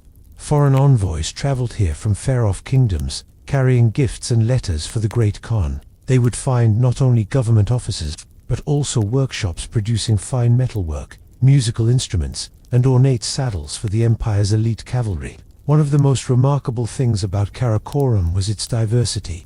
Within its walls stood mosques, Buddhist temples, Christian churches, and even places for traditional Mongol rituals. The empire allowed, and often encouraged, multiple religions to coexist, a practical decision in such a vast and varied realm. Archaeologists who have excavated the site have found evidence of this rich cultural mixture. Fragments of Chinese porcelain lie near coins minted in Central Asia. Carved stone turtle bases, used to support important monuments, still stand on the grass, silent witnesses to the city's past. But Karakorum's glory was brief. When Kublai Khan, grandson of Genghis, moved the capital to Kombelik, the city that would become Beijing, Karakorum began to fade. It remained important for a time, but without the presence of the court, its population dwindled. Eventually, the city was sacked and destroyed during later conflicts. Today, little remains above ground. The outlines of its streets, the foundations of walls, and scattered artifacts are all that tell of its former greatness. The surrounding steppe has reclaimed the land, erasing most traces of the bustling hub it once was. And yet, in the quiet of the Mongolian plains, with the wind moving through the grass and the distant shapes of mountains on the horizon, you can still imagine the sound of traders calling out in the marketplace, the ringing of hammers from the smithies, and the murmured voices of diplomats in the halls of power. From here, we will leave the city and step inside a more personal space, the richly appointed tent of a Mongol noblewoman. Picture a wide open plain under the pale light of dawn. In the distance, the soft shapes of felt tents, yurts, rise against the horizon. One of these is larger than the rest, its wooden frame sturdier, its felt covering decorated with patterns in deep red and gold. This is the dwelling of a Mongol noblewoman. You step inside, and the first thing you notice is the warmth. The air carries the gentle scent of burning dung fuel from the central hearth. Rugs woven from camel and sheep wool soften the floor, their geometric patterns reflecting centuries of tradition. Sunlight filters through the opening at the top, where smoke curls slowly into the sky. The noblewoman's position in the household is one of influence and responsibility. While her husband might lead warriors on campaign or negotiate alliances with distant rulers, she manages the affairs of the camp in his absence. She oversees the servants, directs the movement of herds, and ensures that supplies, from dried meat to fermented mare's milk, are well managed. On one side of the tent, low wooden chests hold silks brought from China, jewelry of silver and turquoise from Central Asia, and carved ivory combs from far-off lands. Each piece tells a story of the vast trade routes that thread through the empire. Here, power is not measured only in horses or warriors, but in the ability to host. Guests are greeted with bowls of arag, the tangy fermented milk that is a staple of Mongol life. They are seated on cushions and offered mutton stewed with onions, flatbread still warm from the fire, and sometimes rare delicacies carried across the steppes by caravans. Ceremonial feasts are moments of both diplomacy and celebration. In these gatherings, music from the Marine Corps, the horsehead fiddle, drifts through the air, accompanied by low, resonant throat singing. Stories of past victories and family lineages are recited, binding the listeners to a shared memory. But beyond the hospitality lies politics. Marriages are arranged, alliances strengthened, and disputes quietly resolved in the shelter of the tent. A noblewoman may advise her husband, or even speak directly to visiting chieftains. In a world where mobility is survival, such influence can shape the fate of whole clans. As evening falls, the hearth glows softly, casting shifting shadows on the felt walls. Outside, the wind moves through the grass, and the faint sound of horses snorting carries through the camp. Inside, the noblewoman settles among her cushions, her day's work done, her mind already turning to the tasks of tomorrow. And so we leave the tent, stepping back into the cool night of the steppe, where the empire's reach stretches far beyond the horizon, and the rhythm of life continues, steady and unbroken. Settle yourself in a comfortable position. Let your mind wander eastward, across oceans and rivers, until it reaches the mountains and deserts of northern China. There, stretching over hills and valleys, stands one of humanity's most enduring works, the Great Wall. Not a single wall, but a series of fortifications, rebuilt and expanded over centuries, tracing the contours of the land like a patient line drawn by time itself. The wall is often imagined in stillness, its stones bathed in the soft light of dawn, or silhouetted against the deep orange of sunset. But behind that quiet beauty lies centuries of labor, hardship, and unyielding vigilance. Men worked in bitter winters and scorching summers, carrying stones up steep slopes. Soldiers stood watch in lonely towers, eyes scanning the horizon for dust clouds that might mean approaching riders. Villagers lived in its shadow, shaped by its presence in ways both protective and demanding. In tonight's journey, we will walk slowly, gently, through 4 glimpses of that world. We will begin with the life of those who built it, far from home and at the mercy of the elements. Then we will follow the path of a general whose discipline and writings left a mark on the Ming frontier. We will pause to explore the secret places of the wall, tunnels, passages, and signals, where history and myth intertwine. And we will end inside the silk-draped halls of a Ming court official, where the concerns of empire felt both far from and intimately tied to the wall's long shadow. For now, take a slow breath. Picture the muted tones of stone, the pale grasses moving in the wind, and the way the wall curves and vanishes into the distance. Our first step takes us not to its battlements, but to the raw slopes where it was still only a line of dirt and rock, waiting to become a barrier. Imagine waking to the sound of a foreman's voice, carried on the cold morning air. The ground beneath your thin mat is hard-packed earth, still holding the chill from the night. You rise, pulling on a coarse hemp tunic, and step outside into the pale light of dawn.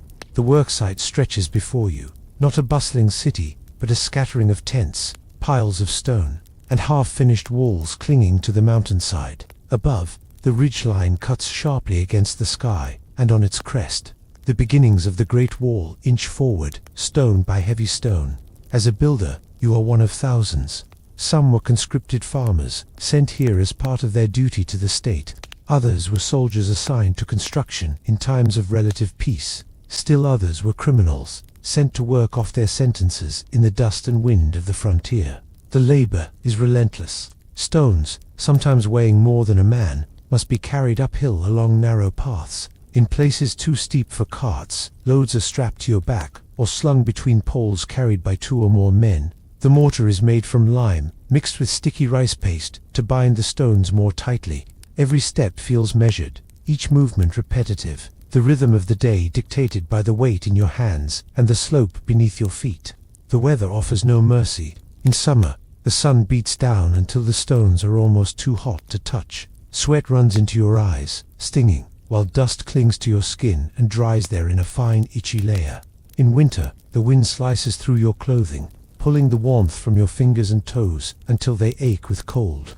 Snow drifts across the path, making each step uncertain, yet the work rarely stops. Food is simple: millet porridge in the morning, sometimes a few pickled vegetables or a strip of dried meat. There is never quite enough to feel satisfied. The heat of the porridge in your stomach fades quickly as you return to the slope, lifting, carrying, placing, and shaping. Injuries are common. A slip on loose rock can twist an ankle. A falling stone can bruise or break bones. Medical help is scarce. A bandage of cloth, a poultice of herbs, and the expectation that you will return to work as soon as you can stand. These are the closest things to treatment. And always, there is the unspoken risk of being abandoned.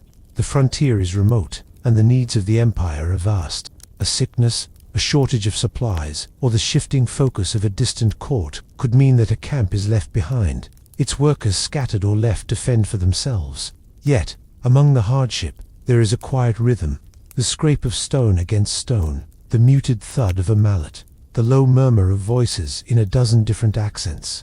When you pause to straighten your back and look out across the land, you see the wall taking shape, a ribbon of defense stretching farther than you can see. Your own hands have lifted part of it into place. It will stand here long after you are gone.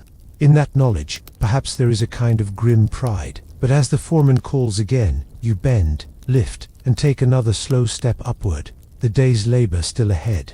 Imagine now that the wall is no longer being built in this place. It is already standing, its towers capped, and its parapets ready for centuries. The wind moves over the stones with a faint, hollow sigh, and a line of soldiers patrols the top, their footsteps muffled by years of wear. Among the many commanders who shaped the defense of the Ming frontier, one name carries a certain steady weight: Qi Guang. Born in 1528, he was the son of a military family, a child of the Ming dynasty's martial traditions. From a young age, his life was steeped in discipline, strategy, and the quiet understanding that service meant sacrifice. Qi's career began not here, along the wall, but farther south, where coastal provinces were plagued by pirates, the Woko raiders from the sea.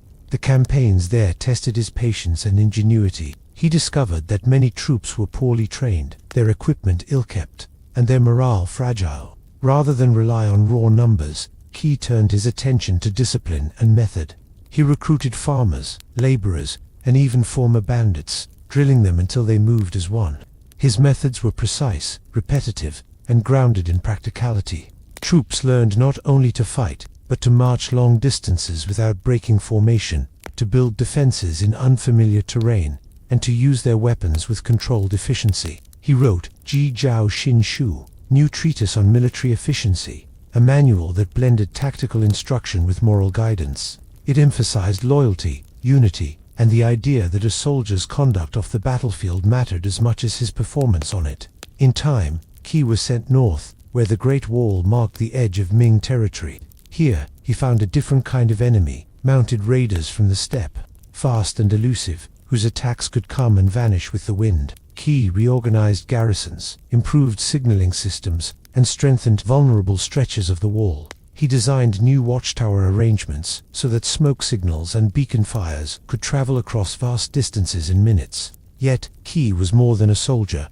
In quiet moments, he wrote poetry lines that reveal a mind attentive to both the vastness of the land and the fragility of human life. One verse describes a lone soldier standing at his post through the long night, the moonlight silvering the wall, the air so still that the sound of a distant horse can be heard long before it is seen.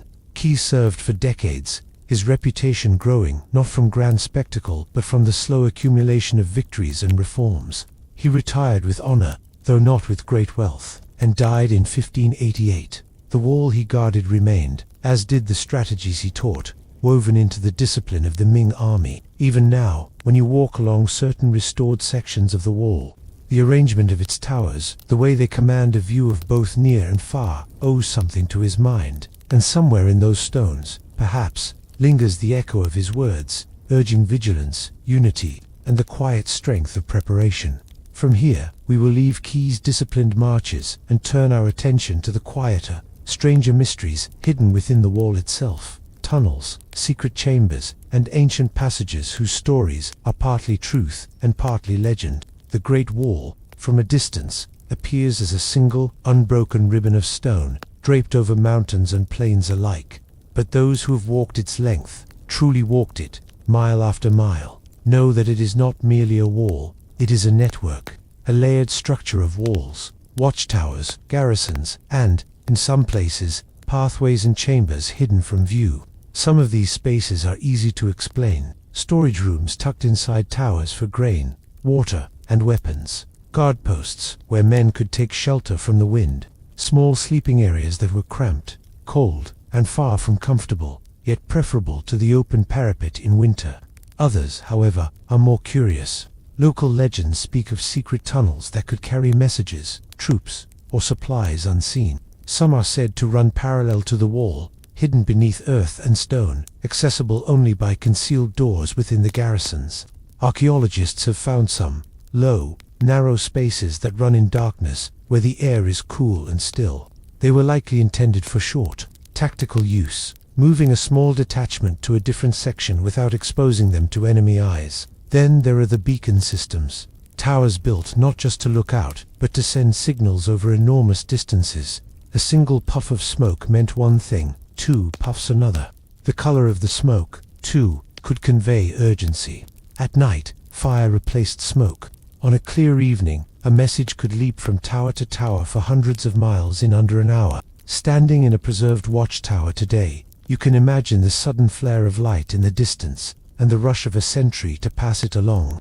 Some myths claim there were long, winding passageways deep enough for horses to pass through, even for entire units to move unseen beneath the wall. Most historians doubt the scale of these tales, pointing instead to short connecting corridors, or protected roads behind the wall that allowed troops to shift positions quickly. Still, mystery remains.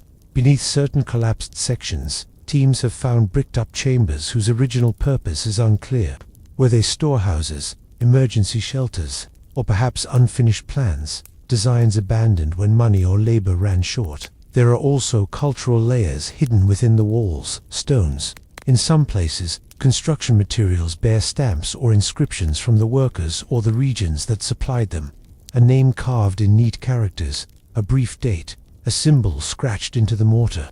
Small, almost invisible, yet they speak of human hands and the passing of time. To walk the wall is to travel not only through space, but through centuries of adaptation, repair, and reuse. Each dynasty left its mark, and with it, its own hidden spaces. Some were practical, some ceremonial, some perhaps designed to confuse outsiders as much as to aid defenders. And so, the wall remains not just a monument, but a puzzle, one that will never be completely solved. Beneath the stone, beneath the soil, there will always be corners of its story hidden from view. Now, as the sun sinks behind the jagged horizon, let us leave the cool shadows of these secret places and walk away from the sentries' posts, toward a very different world, the world of luxury and influence enjoyed by those far from the wind and the watchfires, deep in the courts of Ming power, far from the biting wind of the northern frontier, far from the dust and stone of the Great Wall. Life for a Ming dynasty court official was a world apart. Imagine yourself walking not along a battlement, but through a broad, paved courtyard inside Beijing's Forbidden City. The air is heavy with the scent of polished wood and incense. There is no echo of boots on stone, only the soft shuffle of silk slippers. A Ming official of high standing would rise not to the clang of weapons, but to the quiet rhythm of attendants preparing the day's robes. These were not simple garments. They were crafted of fine silk, dyed in deep reds, greens, or blues, each shade carefully chosen to match the wearer's rank. On the chest and back, an embroidered square. The Mandarin square displayed an animal or bird, symbolizing their position. The feel of the silk was smooth and cool in the morning air, its folds gliding like water over the skin. Breakfast was equally refined. Steamed buns, fragrant tea, perhaps slices of melon or preserved fruits. Meals for such a man were not hurried. Each dish was served in delicate porcelain, often decorated with intricate patterns of waves, clouds, or flowering branches. The day's work was centered not in fields or fortresses, but in audience halls and private chambers. A court official's influence was woven into the decisions of the emperor and his ministers. He might oversee trade policy, supervise land grants, or negotiate the fine points of taxation. Documents were written on soft, pale paper, the brushstrokes deliberate, each character an expression of scholarship and care. When duties allowed, there were banquets. Long, low tables lined with lacquered dishes, each holding a delicately prepared course. Attendants moved silently, pouring warm wine or tea, while musicians played softly in the background, the tones of guqin and pipa filling the air with a gentle, resonant hum. In the evenings, a scholar official might retreat to his study. Here, scrolls lined the walls, poetry, philosophy, histories from dynasties long past. He could take up a brush to practice calligraphy or compose verses of his own. Ink was ground slowly on a stone with water, releasing a faint, earthy aroma. By lamplight, the shadows of characters stretched long over the table. Power in this world was subtle, often expressed not in open displays, but in whispered conversations and the careful arrangement of alliances. A word in the right ear could change the outcome of a debate in the imperial court. A well-chosen gift, perhaps a rare jade carving or an antique bronze vessel, could earn gratitude that might last for years. Beyond work and politics, there were seasonal festivals, lanterns at the new year, blooming peonies in spring gardens, moon-viewing parties in autumn. In each, the pleasures were carefully curated, refined, harmonious, unhurried. Compared to the icy watchtowers of the wall, this life seemed like another universe, one of order, comfort, and ceremony. And yet, even here, the wall was never entirely forgotten. Reports would arrive from the frontier, carried by couriers who had traveled for days. Decisions made in the warmth of Beijing's halls could shape the lives of men standing in the wind hundreds of miles away. And so, the Great Wall was not only a physical boundary, it was a bridge between two worlds, the world of toil and vigilance, and the world of silk, porcelain, and poetry.